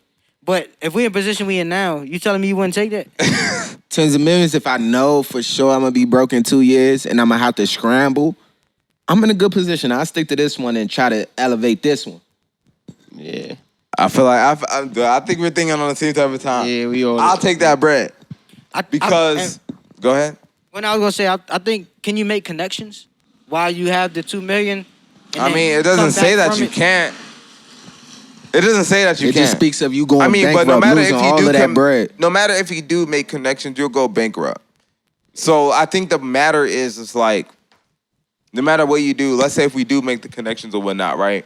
Like, you'll go broke, but if you know the connection that you make will get you back up in like, you know, a year or two or whatever, you know what I'm saying? Like, you're gonna go broke regardless. So you gotta make the connections But either within go that broke time. with more connections or less. You know? Yeah, I'd rather go broke with more connections than not. But that's have not connections. guaranteed with tens of You millions. know what I'm saying? Nah, people I think gon- if I got 10 million, I'm gonna have connections. Yeah. It's impossible to not make connections. Well, for me, It was given to you. You ain't work for that 10 yeah, million. That's real. That's real. But you gonna be like, bro, you gonna be at a certain place where only people that No, you got gonna have $10 certain million access. Yeah, nigga, you might be in a club where they only letting people in that got a certain watch on, and you got the watch. Cap. Yeah. I'm just saying that's the way this shit work. Like nigga, you could like nigga, oh, that's a nice watch, but that person wouldn't have spoke to you if you ain't had that watch on. So now you. It's people with tens of millions of dollars that be in the same rooms as we be in today. No, I agree, but when they leave us, they going. You right. They going. They not being around more of us. Yeah. What you think, Lil John? I'm gonna say, shit, 2 years I'm gonna be bankrupt. I'm gonna have tens of millions of dollars. At least you had 2 good years. Great. Damn, that's hard though, cause it's like so many different variables that go into it. Yes, But, sir. If it was straightforward, now I'm not taking the money. I'm gonna just work keep going. I work from where I'm at and build the box Yeah. myself. For real, bro. Yeah, fact. So what if you don't get it, but your man's get it? Your man's taking, he balling. I'm Help a still nigga for out. Nah, he don't help you out. He can't get you nothing. That's part of it. What? Ain't no rules. Nah. He got tens of millions. He could break bread with whomever. Do that. If Go you ahead had and the break 10 bread. million, And then, hey, give me something so I can stash. would you I share? ain't going bankrupt. Would you share if you got the 10 million and you had to go bankrupt for 2 years? Would you share? Hell yeah, because I know that shit'll get back. Yeah, I'm But for what, sure. what if it couldn't? What if by I'm law not. It couldn't. You wouldn't help. Because, Damn. granted, you get tens of millions of dollars. I feel like... Gone, bro. I'm Yeah, sorry. gone, but you get tens of millions of dollars, but Oh, after right, 2 so years, you go bankrupt. So you could have spent Yeah. X, I Y, see, I Z. see. You know what I'm saying? So with that being said, I give my bro like tens of millions, bro. Like, hold this down. I'm gonna go bankrupt in 2 years. Though, because you will go bankrupt, but they won't. Right. So yeah, hold me down. So you can give them the money, and then like they can make something happen. It's a loophole. But what if it's an epic loop and it's like, yo, you gave them the money, but now they know that they're gonna give it back to you, so they make them go bankrupt. I didn't know that he did a job for me. Listen, bro, the question ain't say all that. You know what I'm saying? And he getting too deep. Pause. Cause niggas be freaky. Now what was the shit Lee said earlier? He said, let me lick that joint or something. No, Hey, bro, you see why? Yo, on that note, man, I appreciate the hospitality. This nigga is crazy. Thank you. We gotta get you signing the door right quick. Yeah, man. you gotta sign the door. Yes, sir. We got the Yeah, I Sharpie. know I'm by the doorknob, though. I'm gonna be by the doorknob with it, cause you know what I'm saying. We open the access. Anywhere you feel like it's suitable, bro. Yes, sir.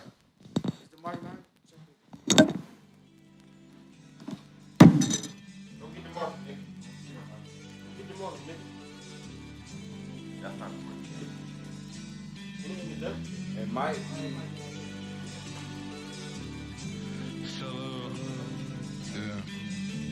Salute to the who's who, the cool cools. Junkyard blues, new groove, new shoe. Hootie hoo, the roof caved in over you. Boo hoo, charging to the game, voodoo.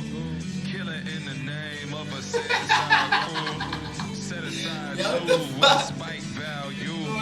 Pipe down, boo, maybe I'ma choose you. The whole crew knew that the fool was too loose. Triple tongue, ooh, guess the L was on you. Circle never grew, bet the board be the truth. We're all by divine sight, dimensions of the Spider-Man. mind. Slow it down, wine, now it's That's what people saying. That never really fine living in this wartime. War chest, bezel from the sample sales special. I question if these rangers really into heavy metal. A beeper ran a pager with a neoprene fader. Seen him in a fader, now the nigga think he major. String him up high, guess we'll never see him later. Soul took flight from a mismatched crater. Mismatched flavors for a really nice vapor. Shit reappeared with a brand new anchor. The neighborhood smile, they some real lifesavers. Took it downtown where the whole town frowns. Rumbling around and I seen a skyscraper. Fury empowered, you can sneak it in a song. Sing along when it's okay, super long. Yes, sir. So this how we gonna do it, man. Deli Boy BEEZH, man. Deli Boy BEEZH, right by the door.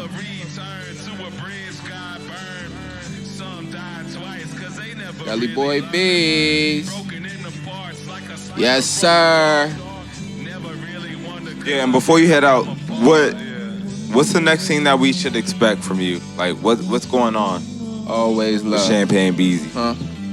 All right, so like I said, the next thing that's going on, bros, for real, I need more collabs, so more the connections, more the building as a group, as a conglomerate. We need to branch out. It can't just be solely you. It's never just one. It's always multiple. Facts. All right, love y'all, man. I appreciate the hospitality. Always, bro. 1v1, we out, y'all.